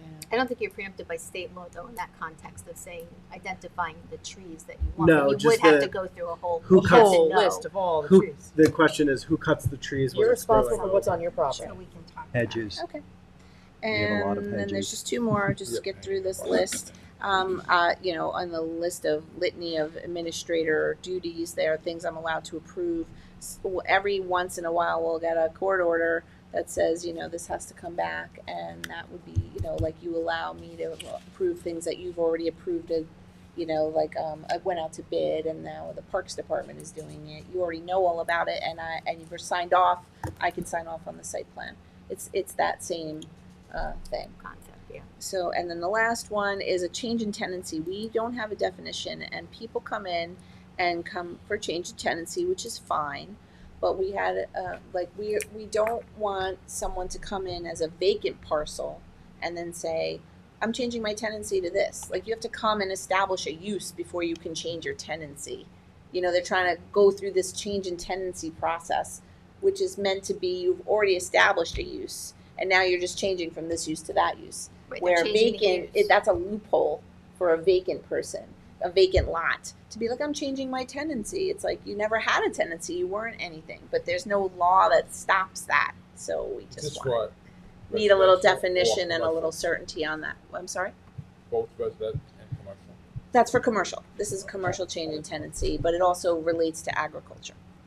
And it's not. So when you have, like, you're just a random piece of property, and you always were, like, it's woodland, you're not a farm. You're not a farm until you establish yourself as a farm. And then we go on from there. And then you go, well, now I'm a farm, I want to be, whatever else you could be in that zone. But you can't just be like, this is just some random vacant woodland. Now I'm changing my tenancy and circumvent the site plan process. That's what I want to stop That from does happening. not, and that excludes pre-existing uses. Yes, that's a use. If it's pre-existing, it's there. But if it's vacant, we don't want someone So I to make it use clear that so people inappropriately. There's just, it's sort of like there's loopholes everywhere, and sometimes, you know, we can appreciate how people just want to get stuff done, but other times, you know, we want to be sure to protect people around those changes. So that's everything Thank you. so far. Thank you Good, so very much. good. That's exactly what we need to do. Okay, great. So we'll get going on that. Jade, was there anything you wanted to add to that? Thank you for working on that. Hang on. So Dave, you want to stick around for the pattern book talk? Were you working on that too with her, the code changes, or Well, that wasn't part of your A thing? bunch of us are working on the code Yeah, changes, yeah. Janice just wanted me to be here, but I Yeah. got stuck in traffic. I know. It's a bad accident. Excuse me for a minute, I'm gonna get some. Yeah, so water. Janice, I would think anything that's like a simple code amendment that you Okay can just with redline an existing code, I would go ahead and give us that, and then anything that's a new code or anything like that, maybe give us examples of Absolutely, other. I'm sorry?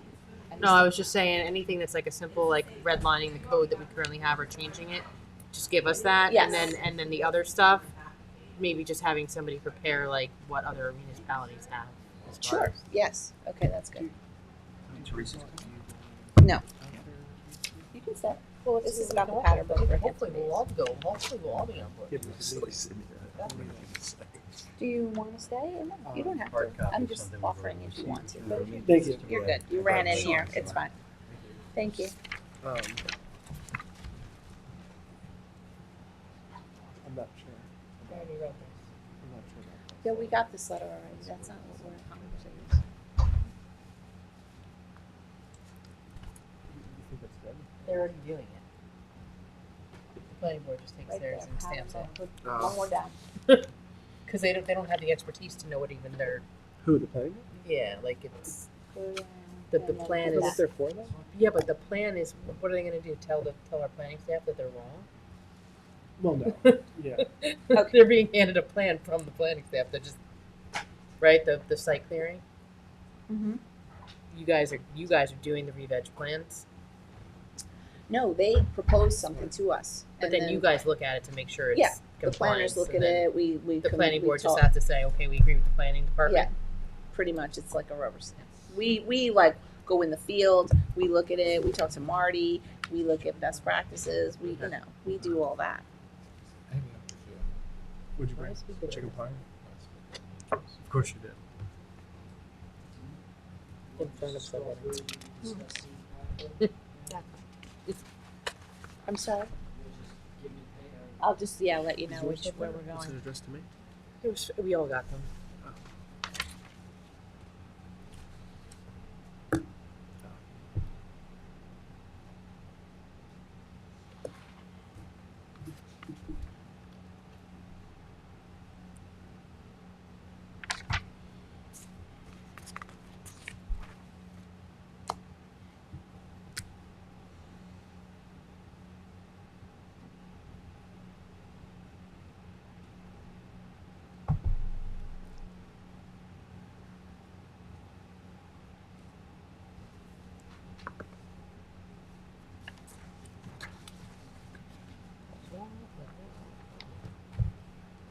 What just happened? Everybody does this, that they just decide to leave the meeting Take a and we break. pause, and we're only half an hour behind.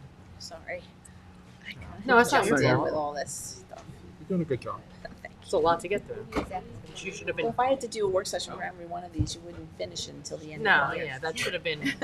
But you should have had an hour to go through. Exactly's gonna be here. That one. Exact's gonna be very long.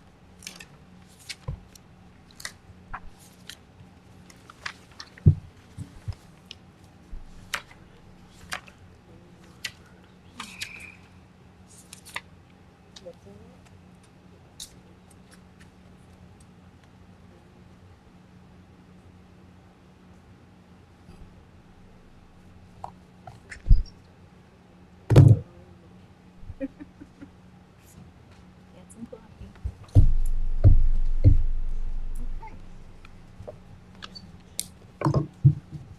Just got out early and got my oil changed before I came to work.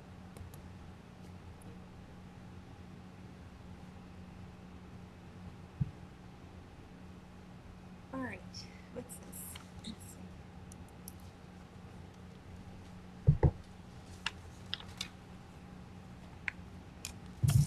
Let's see. So So- now we should go through the pattern book and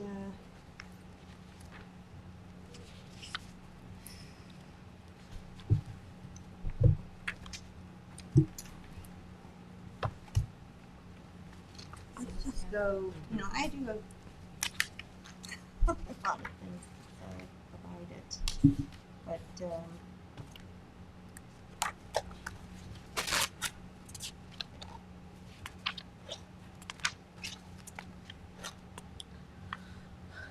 Go to page 2.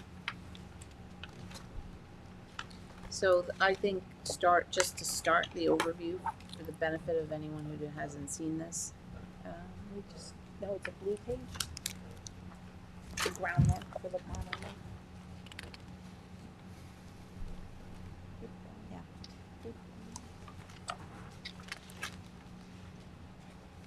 Yeah, I see those goals there. Go down. Just scroll down so you can see all of those.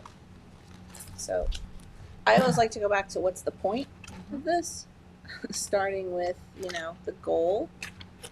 So this part I noticed we wanted to fix. So it says this was to create a framework, and it says for a future form-based code. So we know we were trying to take out things that we missed, that were referring to the downtown overlay district. So that is needing to be revised. So creating a framework for, I would just say, future development, right? Strike out form-based. So just for future development. I'm on this blue page of number sorry. 2. Yeah. Just like the why of it all, as you could say.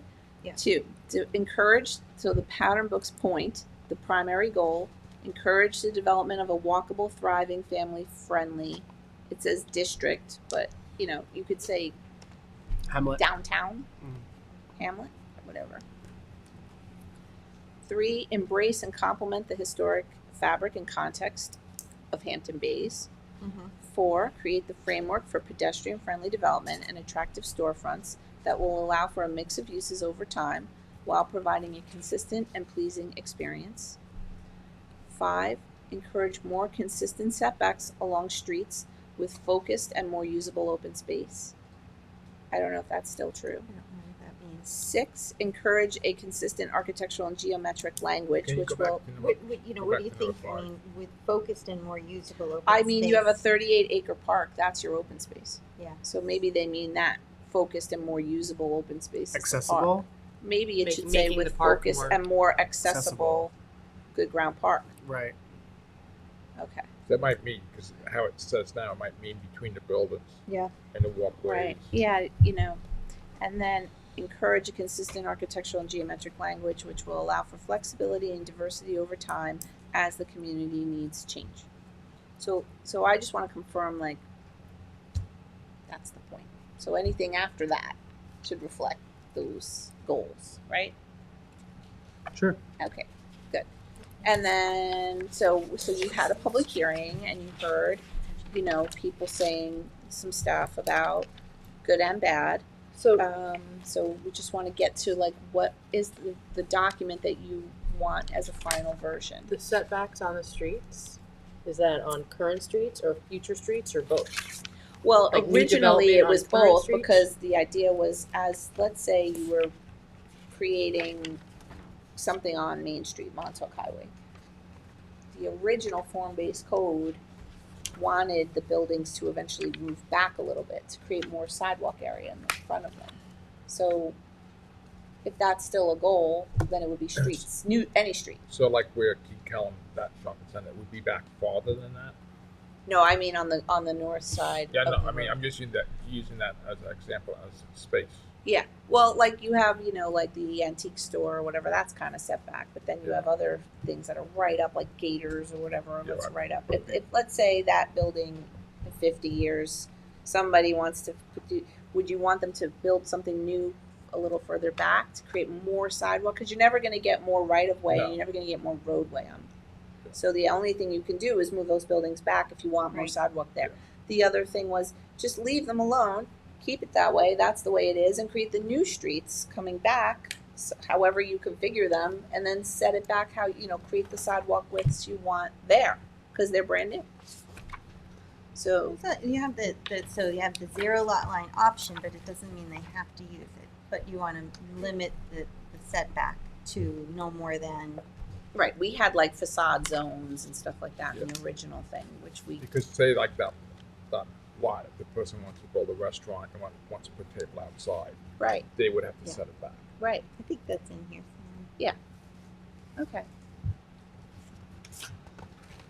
So, it's still locate your site, review the layout recommendations, review the guidelines, review your parking, general architectural, select a style, and work on your landscaping. These things already happen at the planning board level, but when somebody says, well, I want to do, my corporate franchise prototype, and we say we want something that looks more like it fits in Hampton Bays, and they say, I'm not doing that. We have something that says, yeah, you are, because we want it to look really cute and Me nice. Yeah, we So, don't want to that's the look like a point. big box Yeah. store. Right. Street type A looks good to me. Great. So, the street layout, the patterns on page 11, Seth. This we kept in here because it's still really important to understand that you're not going to have a walkable downtown if you have nothing to walk to. And if you have 1,800 feet of length to walk, it's not you're just going to take your car. And you have nothing in between and nowhere to go. Like, you're just going to go from point A, get back in your car, and go to point B. Because why would you walk 1,800 feet and then go all the way back to your car? But if you had things to do, then you would park and then you would go and integrate with downtown. Yeah. So we kept this picture in to show like the ideal block length is 200 feet. So we're not necessarily saying you have to have it this way, but you do need some kind of regular rhythm. Whoever comes in needs to account for block lengths. So we did keep that in. Anybody have any objection to keeping that in? It's okay. The street widths. I think the most objectionable thing comes to talking about on page 17. Yeah. Keep going. 17. Oh, I'm sorry. This one. It's 17. Keep going. I don't think the page numbers in the book translate.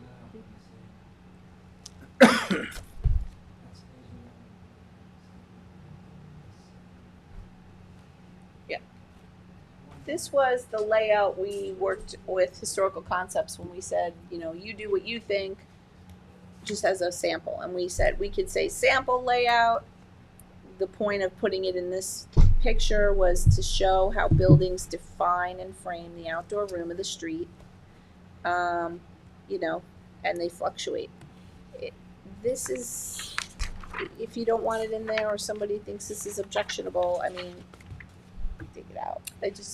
I think it's nice to have it as a vision, but I think that the issue was the last street connecting the two side streets to the back. It looks as though we endorse that kind of a concept with the street back there, and maybe we're not even allowed to do that. So, is there a way You're to allowed just to overflow out. Yes, you can. But if you want to take the picture out, that's okay. But I like the picture, right? Well, there is a little statement disclaimer on the bottom there that says that the streets can fluctuate, the form can fluctuate. Yeah. We can add more verbiage to say this is a sample, right. was an exercise, or we could just, it appears in two times. It appears here and it appears later as a sample feasibility study. You can keep it later as the feasibility study. We were just looking for filler, really, because whatever was on this page before was from the form-based code, so we took it out. So we could take it out. Yeah, but can you? Do you have the ability to just Cut it off. eliminate that street back there from If the you That's really- the part. If you No, you the can't street. look. It's showing this street. This Yeah, street that's is what I mean. fine. This is the Park Road.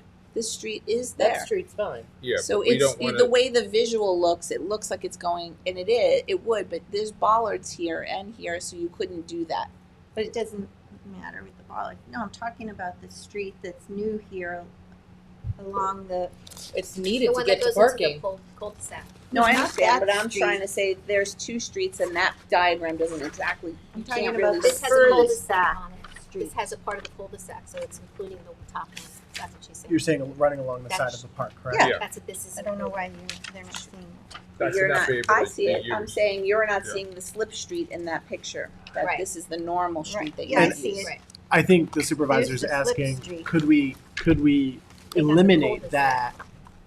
I think we're done, unless you wanna pay them any more money, we're done with any It's You more of can't, them. Yeah. you can't make an adjustment on the visual, that you don't have they didn't give you their work product, so to speak, so that you could just, I can't mean, manipulate honestly, I don't the think picture people's anyway, problems are with the Janice? pictures.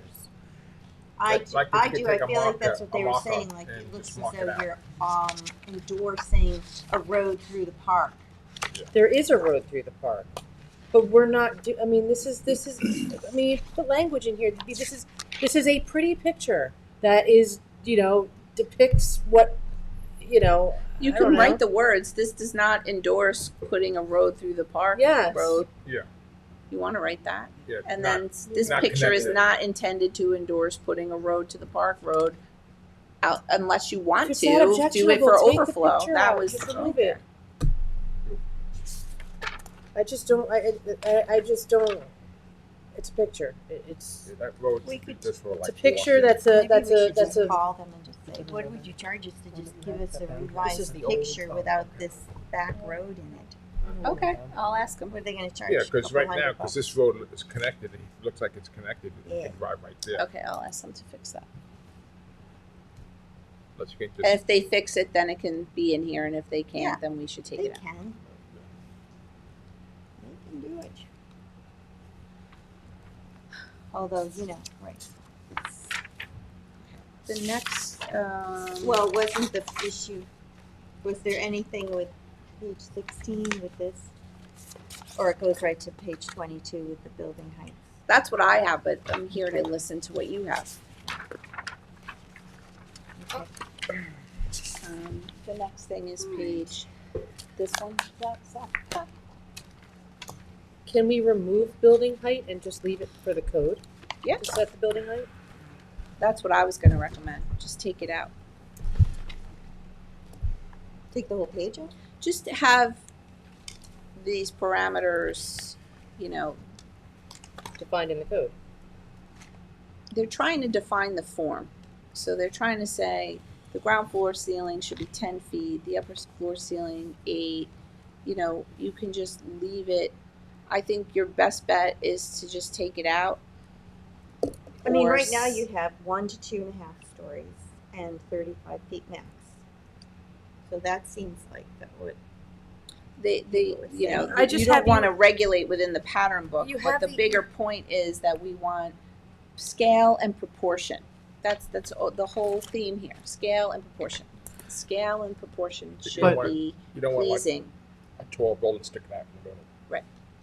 So it all comes down to scale and proportion, and that's what this is trying to do. Uniform, so it looks like when you see it, it's like, so what are you suggesting? To change.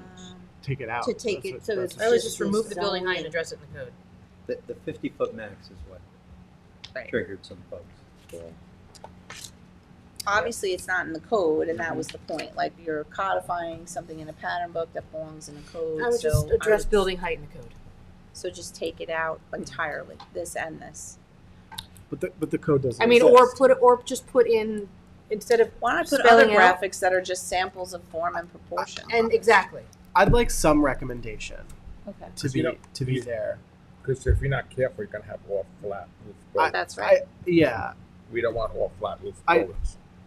because That there. makes- Yeah. I'm just thinking in terms of what this document serves as, which is it is architectural, right? It's about the design. It's about future development, and I'm aware of it's a very good document that Historical Concepts put together. But I'm also aware of other municipalities that have pattern books as well, and they outline zoning recommendations. I think that it's not like it's out of character of typical municipal planning in pattern books. You know, you look at Montgomery County, you look at Washington D.C. There's planning documents that they have that outline these specific criteria. I don't. I really took a lot of the comments. I think they made a lot of sense with respect to there needs to be a separate zoning document. I agree with that. But I also think we do have to provide some sort of basis within this document, given its function as being geared toward development and redevelopment and architecture. So what if you just do the graphic on the top, right? Where it has like the half story, why not a graphic like that with a visualization of how it's, so that we know that something that addresses height in the aspect of, we don't want square boxes, right? We want aesthetically a pleasing. If somebody wanted to put a clock tower in or something, that would stick up a little bit. Exactly. Right. Okay. Can I say we don't want to look like? Well, never mind. I can't How are say you that, going to make these changes? Well, I'm gonna go back to historical concepts and Okay, talk about. so all of, But so we have other graphics for throughout the years. We could probably, that was a custom picture they drew, the other Uh-huh. one. But we have other things. I we would can just put like to in talk here. about height as far as aesthetics, not so much as feet. You know what I mean? Like I don't want to tie us into like Because you need diversity. height in of character. buildings. Yeah. Okay. Yeah. So That could be in the code, maybe- but we can do something in maybe here this that is just these pictures are best practices, I just think and this the, whole and the book. letters Mhm. talk about not numbers, but Right, create a and- base, middle, top. And that was create a, my understanding of what this document was serving as. Me That- too. Right. It is. It Me does. too. To So- just provide recommendations and Okay. also ensuring the community character, because that was the major concern from constituents, was that we don't want whatever development occurs to go outside the scope of what we feel Hampton Bays should look like. So, and that's a great deal of what this I mean- study encompasses. To that point, like I would be comfortable saying, rather than going through this book point by point, I would be more comfortable saying anything hard and fast that should be in the zoning, we just remove and put that in the zoning. That's really it. That's Those really were the the- only thing. well, So- I had some other. Everything Oh, else to me, right. like the street layout, that all says that it's, recommended, or it doesn't say this is how it has to be. But I think the building heights and is really the only, and then once you get through that, it's all pretty much architectural patterns, and that, I mean, this is Yeah, all I mean, stuff I don't think think any we of should us would change disagree like the with. pitch levels and stuff. Like there's some composition regarding gable roofs and pitch composition that should stay. Yes. You need that. Okay. You don't want all flat roofs Okay. and character. On page 14, I just wanted to, in that little blue box at the bottom where it talks about cross-access infrastructure on the other side, I think it should say it's encouraged, right? Instead of it may be designed with components. Don't you want to encourage the cross-access infrastructure? Instead of may be designed, Yeah. you want to say Where are we? Page 15 at the bottom Oh. in the blue box. is encouraged to be designed or is recommended to be designed? Should be designed? We want to encourage it, right? It's not. Is it a rule in our zoning that you have to have it? Well, the planning board always Already? requires it anyway. So maybe should. This is not, again, we want to take out code type, but that's fine. Encourage them. Is If you don't want encouraged. to put in a zoning requirement. It is encouraged. Yeah. Okay. And then let me see. I just had a few things. So, of course, the most important for the community was the one we just did. But let's see. On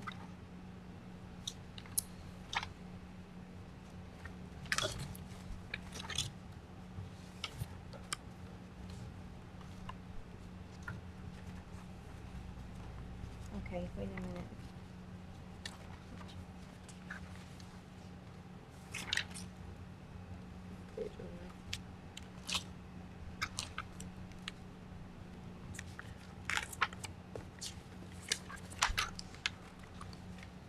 I had a note about the fixed awnings What and page? canopies on page 40. Let me just see what I have here. We don't have a problem with fixed awnings or canopies extending into the right-of-way, the 8 feet. Is there something in the zoning already about that? I mean, I know they want to provide shade. We don't have a problem with it. It only, it's feel like it's it- maxed out at 8 feet. And if you're gonna let people have outdoor dining, you kind of have to. Yeah, I just feel like a canopy is different. I A don't know. fixed canopy, maybe you could say that the removable awnings can, Yeah, but fixed canopies shouldn't. I don't know. yeah, maybe. Awnings. Yeah. So cross out and canopies. Thanks. And then.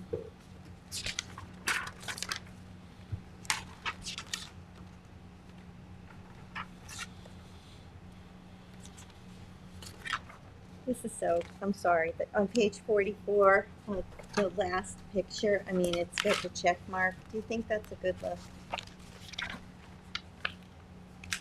Is that something historic or common that we should keep, or is that, it just looks like out of balance to What's me? that? This one, this bottom picture here.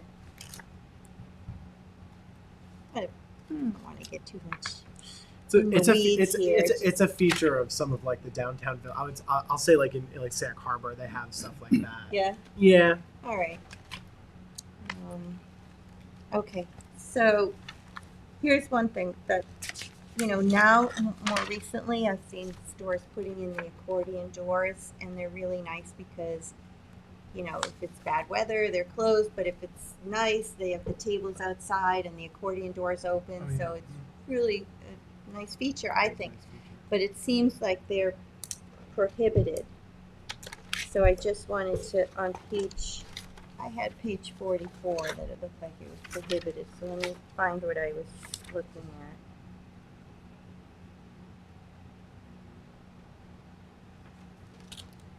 Oh, on the left side of the page at the very bottom, where it says prohibited,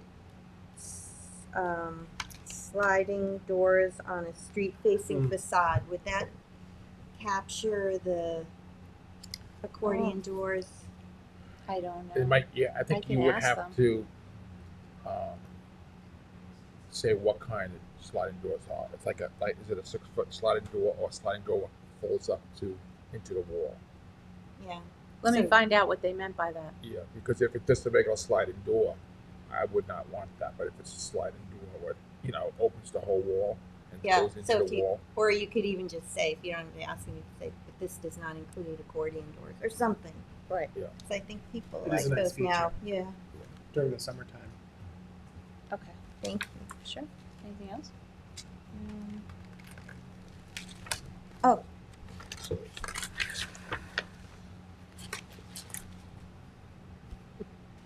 Should we, I think we should, on the, it's 10 acres right in that one section, even though this is a lot more than that. Should we require any new roads with street lighting to have underground utilities? Oh, absolutely. Yeah. It's already a So should we put that in here?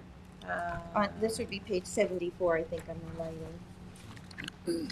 I mean, I think we should have it, I just don't know if it should go in here, or if it's already in our Our code. code already requires for new, right?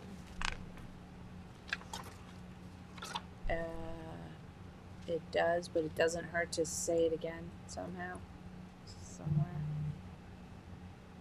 Street furnishings. And you have to also say what kind of lighting. You don't want something very Yeah. contemporary. Exactly. You want, yeah, lighting. Well, the planning board would look at actually that Okay. and just say That's lighting. covered by that. Probably referring to our dark skies code Yeah. as dark well. to keep- skies. I mean, look at what it And- says here. Street lights similar to the image below. I mean, we don't want street lights to look like that. Yeah, they may not. Yeah, that's not. Yeah, let's take that picture out. Yeah. We should just put a picture of the streetlights that are in Hampton Bays that we have. Mm. Does everybody Mhm. like those? They are nice. Yeah. We did put new ones. And West Hampton so we Beach. should say undergrounding, Yeah, that's very nice. Underground undergrounding the utilities. utilities, and then the LEDs should be required unless it's already, the lighting standards already require it, and should be, you know, we have a the, whole lighting code. does the lighting code have the warm, It has all different like Kelvins. the Kelvin max 3000? If we do Shielding. say 3,000, if you wanted to make it even less, like 2,700 Kelvin, that would be great. That makes it more I- yellow. I sodium. just don't Yeah, think you should address it in this pattern book. I think we should, if we want to change our lighting code, we change our lighting code. 'Cause- yeah, I just didn't I'll look just at say the lighting, dark outdoor. skies. Yeah. Because friendly, then you have all one utilities. document that conflicts our Yeah. code. Because it might change over the years. Yeah. Well, it's gonna get lower and lower over Lower the and years. lower. The town's outdoor lighting standards should Yep. control, yeah, All right. but I do hope we use the warm. It should have reference to dark Temperatures. skies compliance. It doesn't have to be It specific. just says to our Kelvin. town. It says our town lighting code, which is Okay. dark skies. Okay.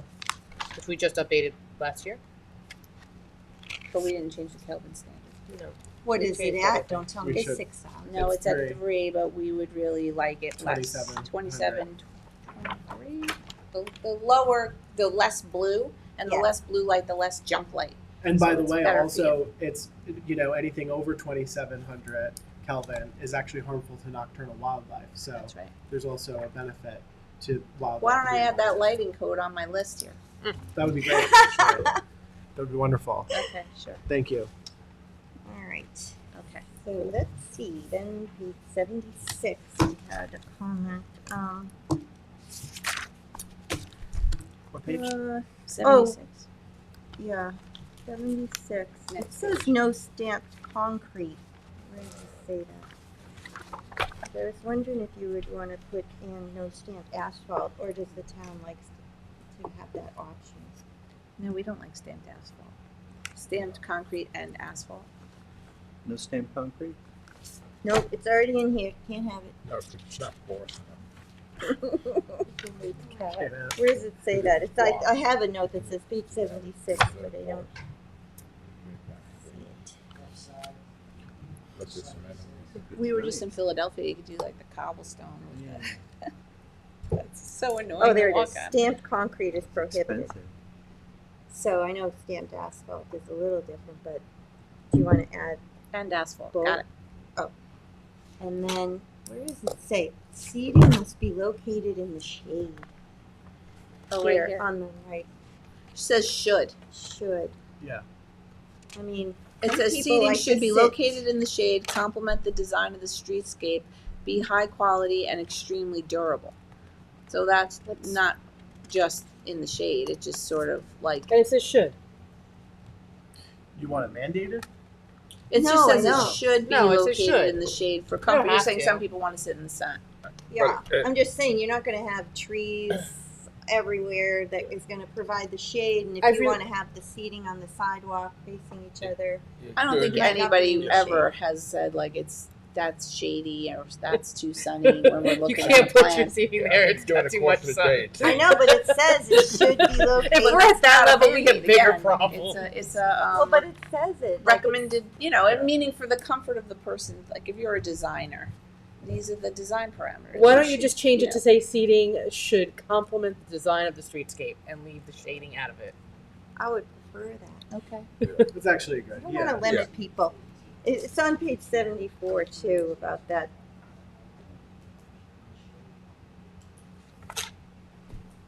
Okay. Where can you find it? Where is it again? It's on page. That's right there.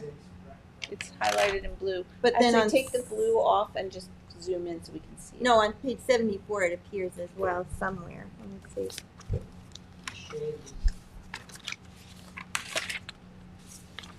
Oh, seating. Yeah, public seating should be located in the shade. I mean, It's all you should. want to Like, have. I just don't want people to be limited. if Well, it they says can't preferably see the under the tree. tree canopy. Complement the design, be high quality, extremely durable. It does. I mean, just to. Why sort don't of- you say when appropriate public when- seating or when practicable? I also think it also Yeah, when encourages practicable. it encourages trees, and I think that that's actually a good thing. We should want to have trees in our downtowns. So I think that in some sense, it might actually be good to kind of imply that there should be some Yeah, when planting. Okay, so that one will say when Yeah. practicable, and the other one will just say, whatever, seating should complement the design. Okay. Oh, then on page 78, I wasn't sure what this means. Under the garden wall fencing, the fourth bullet. I don't know what that means. Under fencing, up a little Meaning bit up. it becomes a structure at a certain point, so it has to conform to the setbacks. You can't put call it like, oh, it's a garden wall, and it's 6 feet, and it's in the right of way. Now you're in a building, we call it a structure, and you've got to be set, you've got to meet the setbacks. So that's what it's What does it saying. mean behind the front facade, though? Because you shouldn't be putting walls in front of your building. So you have a building, and you may have a wall in front of your building, You and put it's a saying fence. the wall and the fence go behind, or next to, or behind, Right. It's like not putting in front. It can't be over it's 6 like feet. It putting can't be a 6 6-foot feet. fence in front of your front door. Yeah, you don't put it Yeah, in I the front just yard felt like setback. facade meant the front of the building. Yeah, so you don't but want it to put a doesn't. garden wall, walling off your building in the front yard setback. You've got to be, behind. This is my facade. This is my front facade. I don't want to put a wall in front of that. So like now, you And you need can't to put put, it behind it. Right? Does that make sense? But if it's your property and you wanted a little white fence because you have a restaurant with some outdoor seating and then you have an opening in the fence, It says a variety of wall and fence types are permitted, but anything greater than 4 feet along the right of way must conform to building setbacks and be behind the front yeah, facade. so right now the Anything code is So, in that other words, greater you than just 4 not be feet. having 4, 6, yeah, 5. you don't want it higher Yeah. than 4 feet. Well, that's why. Right. It says Yeah. variety is permitted within the Okay. setback on the individual. But then the last one is saying over 4. Mm-hmm. Now that's a different story. So a 38 inch high white picket fence is okay. Yeah, that's fine. Let's use the council.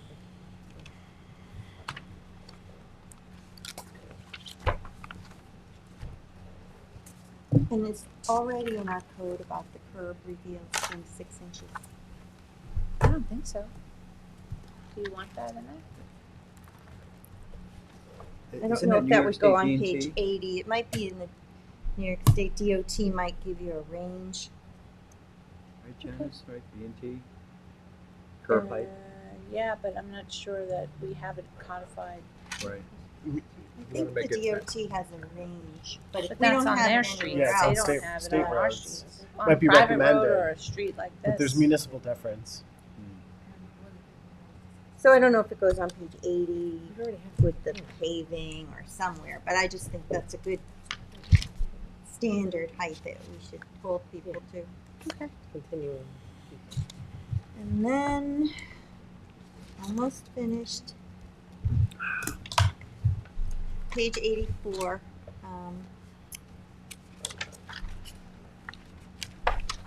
The drainage. I didn't see anything, and maybe this is in the code somewhere else. So again, forgive me because I'm not all 100% familiar with the code. But we shouldn't allow the downspouts to discharge onto a sidewalk. You can't. We had a problem with that in West Hampton Beach, and it was It's code, right? You have to maintain your water on, it's a SWIP plan, right? because right now it talks about, the downspouts have to go discharge into the ground if possible. Okay. But- Let's put that, make sure that's clear. I'll talk Where to is Tom. Why not just put a disclaimer at the end of the pattern book that says anything not covered here or as a should be or a would be has to meet other town codes? We can do that in the notice of adoption.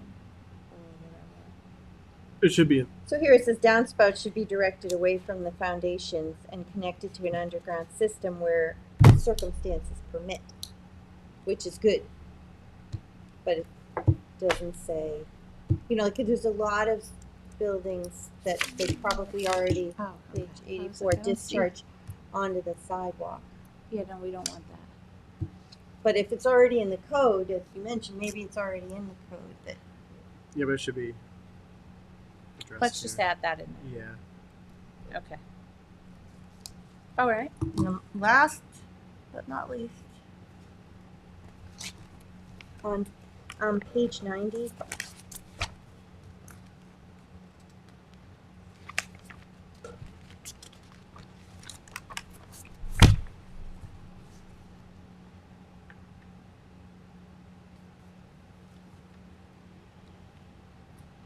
Page 90. yeah, Okay. the this is just my opinion, but those sweet gum trees are the ones that throw off those spiky little balls, and I think they get in the drains and cause problems. So you might not want to recommend those. Let's cross that They out. are pretty, but they do have those spiky balls. We have one in my backyard. My kids call them brambles. I don't know why they call them that, but they do, and they're everywhere. Spiky balls not Yeah. allowed.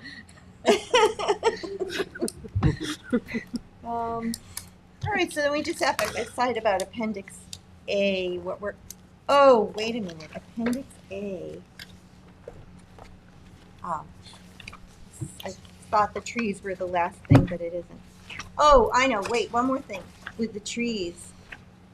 We should try to encourage people to plant the trees in between the storefronts so that it doesn't block the signage. Okay. We did All that right. in the village too. And then the last thing I have is about the sign guidelines. I think we should, unless it's already in the code, we should prohibit backlit signs. Okay. I'm going to add that. We should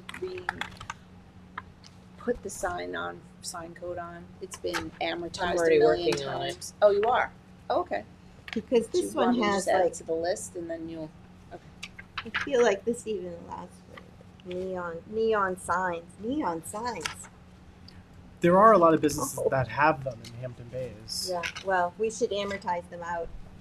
You know, like give people a certain amount of years to get rid of them. If that's what you're already working on, Cindy, I didn't know you were doing that. Yeah, we're working on limiting sizes and what they're allowed. You know, there's those, I don't know what they call them, reverse channel signs, so it looks like a little halo around the letters. Those are fine. Or you could have a gooseneck over the sign, but I think it would be a good idea, in my opinion, it would be a good idea to say, all right, in the next 2 years, 3 years, you've got to get rid of those backlit and neon signs and no flashing. Mm-hmm. You know, it just makes it more Have elegant, it tranquil. inside the window of the building. Or you just saying on the outside? And either, well, I think if it's more than, what is the rule? If it's more than 12 inches back, it's not considered a sign. Something like that. Yeah. But that's But the yeah, problem. it's We do have inside. that because and Some the of more them you have, get like- these glass box, even with the doors, now you can see right in, and then you can see that happens. That does happen. So. And there's probably already a limit on how many signs a commercial yeah. business can have, yeah. Oh, definitely. All right, those are my comments, and then just the appendix on the feasibility study where we have all the pictures in. I mean, I think we definitely should remove 101. That's the one that really highlights that road in the back. And that one shows the bollards. Mm-hmm. Yeah, but I don't think people trust the bollards. Because the picture shows it goes a little disconnected. And I don't know if it's true or not, but one of the speakers mentioned that it says the park is CPF property. Can you just put a road? Can somebody put a road? We're not putting a on it? road through, we're just trying to give you a way that if this parking lot is full for a concert or event, and you're getting everybody out rather than having everybody go out this one way, it would allow you to, if you're going to Riverhead, to go out this back way and leave the park and just get out of the area. That's the only thing we were talking about potentially doing. Mhm. I mean, I would honestly like to see bollards on the Main Street side too, so you could actually close this whole. Actually, you can't. You have to leave one of them open, but where you could close it so that there would be one access point where you could have like street Street vendors and street fairs and. Yeah, whoever's gonna do whatever they're gonna do in here, they'll probably need a traffic study, right? And maybe there'd have to be a light here or something. But So we take it won't know out? that. Well, Take this I picture think out. it would be helpful for people's comfort if this last image is not there. Okay. It's just a rendering anyway. You can't make anybody do it. Cool. Great. Any other comments or questions, concerns? Great, thank you. Look at Thank us. you. We're almost on time. Actually, we are ahead of time. Yay. Wow. Ahead of schedule. Wow. Even with all that. Okay, Wow. thank you. Okay, see you soon. Thank you, Jen. Thank you, You're Janice. Thank you, sir.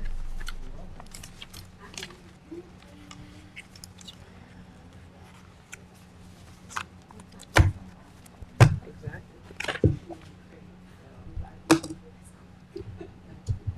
Oh, up there. Gotta go to lunch. I brought my lunch. All right. Well, that brings us to the legislative updates. Who wants to get started today? Councilwoman McNamara? I'm still going through my. Oh, okay. Yeah. I know. I have to look at what we did last week. Well, what about you, What? Tommy John? Anyone else? I started last time. You started last time? I'll do cleanup. I'll say that I attended a Suffolk County Supervisors meeting this week, and we part of the focus of the meeting was on noise control. Ryan Murphy came with me, and we got some good ideas from Babylon and Islip on what they do with their codes. So they're going to share some sample letters they send out, and maybe some Oh, that's code excellent. provisions. Yes. That's great. I guess there's problems with people having pool parties now. They're advertising them, they're charging people to come to their homes, and the noise is getting out of control. So anyway, that was interesting. I'm glad Ryan was there, and just goes to show you there's these problems. We're all having the same issues, so it's good to get together and talk about them. Bill, did you go anywhere this I week? guess everyone's looking at me. Yep. I spoke to the highway this morning, and the Parks Department asked them if they could give them a hand moving part of the old Ponquag Bridge, what was left over, down to I think Neptune's, so people could look at the old, make it part of the museum down there. Oh. Their tractors broke down, and so the transfer station's going to loan them equipment, a tractor and a low boy to help move it. So with the three departments working together to get a job done. And then on update on Bel Air, they're waiting for the contract to come back, and they needed a performance bond to be executed. They hope by the end of next week they should have most of the paperwork in order. Oh, excellent. Wow. Great for Then them. they can let me know what they'll go down there with a sledgehammer. Yeah, with a mask. With a the mask. asbestos. And a couple other people too. Thank you. Michael, what do We're going that way. So He's the No, you cleanup wanted man. to be the Clean up. closer. I'll go. Oh, I No, didn't that's- know. I'm sorry. I'm I didn't fine. hear that.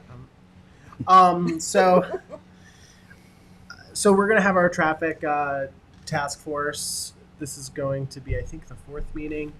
That's gonna be July 31st at 2 p.m. here, 2 to 4. We're also.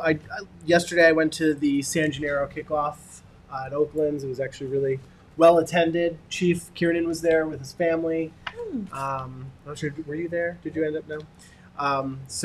But a lot of great fun and bring a lot of great attention to Hampton Bays. And I also just want to commend Rick Martell, who put a lot of effort into that and organizing it. Did a great job. We are planning, as the Disability Task Force, we are planning a Disability Resource Fair for November, late October, November. And a lot of that is starting to come together. We're going to be having it at the Hampton Bays Senior Center. I just want to commend Jamie Bowden, for really helping to manage all the resources, getting everybody together. We're going to have a lot of great organizations there. U.S. Autism Homes, Silo is going to be participating, so it should be a really great event to connect families to special needs resources. When's that happening? November. We're looking at November. We don't have we're getting I think it's November 2nd, but we haven't confirmed that yet. So, that's it. We had our best steering committee meeting on Tuesday. It was a good meeting. We got a lot of information. We had somebody from the industry here at that meeting.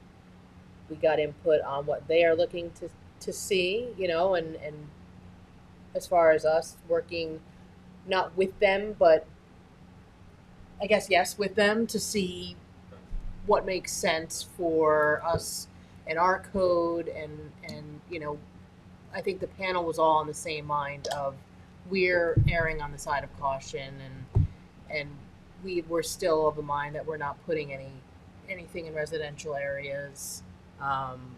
We had a conversation about where we're working on maps because a lot of these systems depend on distribution lines, so there are limited. Even if we say it can go in all of these zones, if there's no distribution line near that, they can't connect anyway.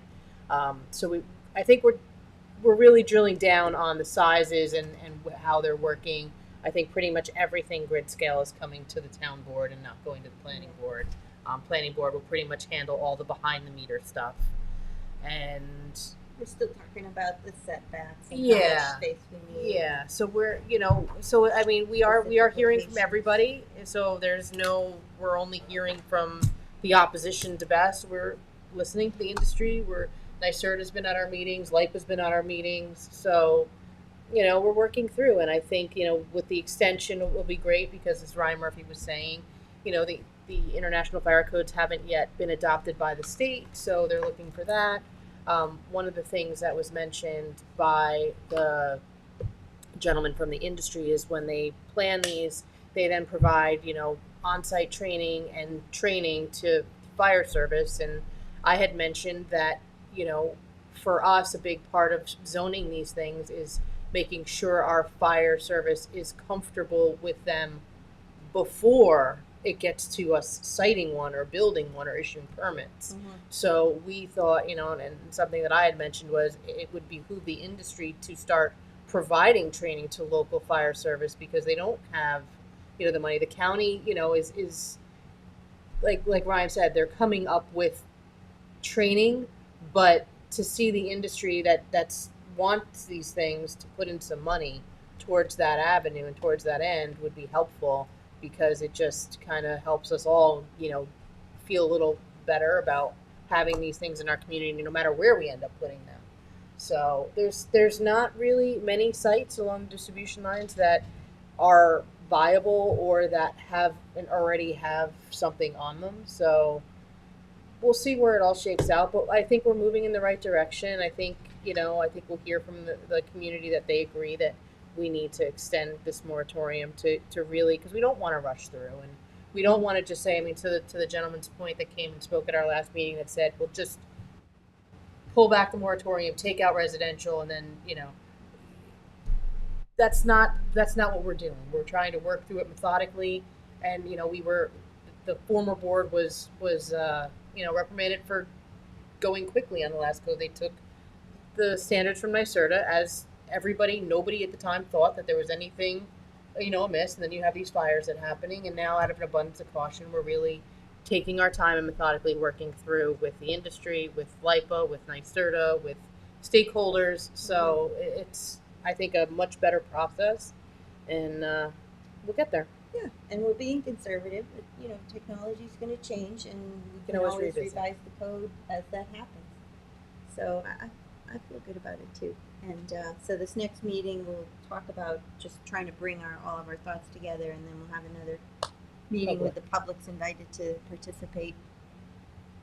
Thank you. And will we have a work Co-chair. session for the town board to actually weigh in on, because it sounds like it's being developed and then it's going to come to us, and Yeah, then we we're want to going to make have to be. recommendations. I'm sorry. We What? want to make recommendations, that, not we, Well, we're going to the be adopting it. the so, steering committee we're would gonna- make recommendations to Right. the town board. Okay. And so Just then like the with town the board is going to traffic. have a series of work Yes. sessions because. You have to get Yeah. comfortable with it too. And the same Mhm. with the traffic mitigation and safety task force, right? Those recommendations.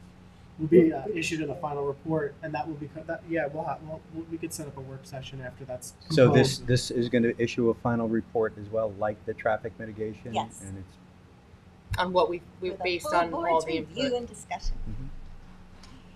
Yeah, it's good. We're getting through these two big things.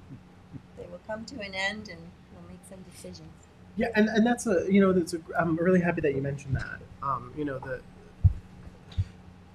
They will come to an end, and they will make recommendations and have action items Mhm. within those. I think that that's a really important lesson for government, because oftentimes we create committees, we create task forces, and sometimes those committees and task forces end up sort of outlasting their time. And I'm really happy that what we're doing is we're really kind of taking a full speed ahead approach now, and then sort of wrapping things up to really guide government in the future. Yeah. So I think that's actually Really good yeah. stuff. Thank you. What about you? So Councilman? we had our annual community advisory review committee for Gabrisky Airport on Tuesday night. It was chaired by legislator Welker.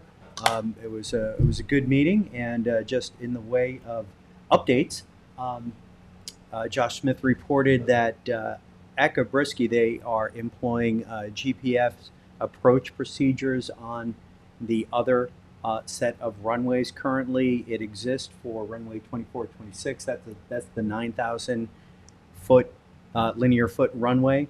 And there's a smaller cross runway that goes from the northwest down to the southeast at 5,000 linear feet. And they are going to be employing GPS approach procedures for inclement weather.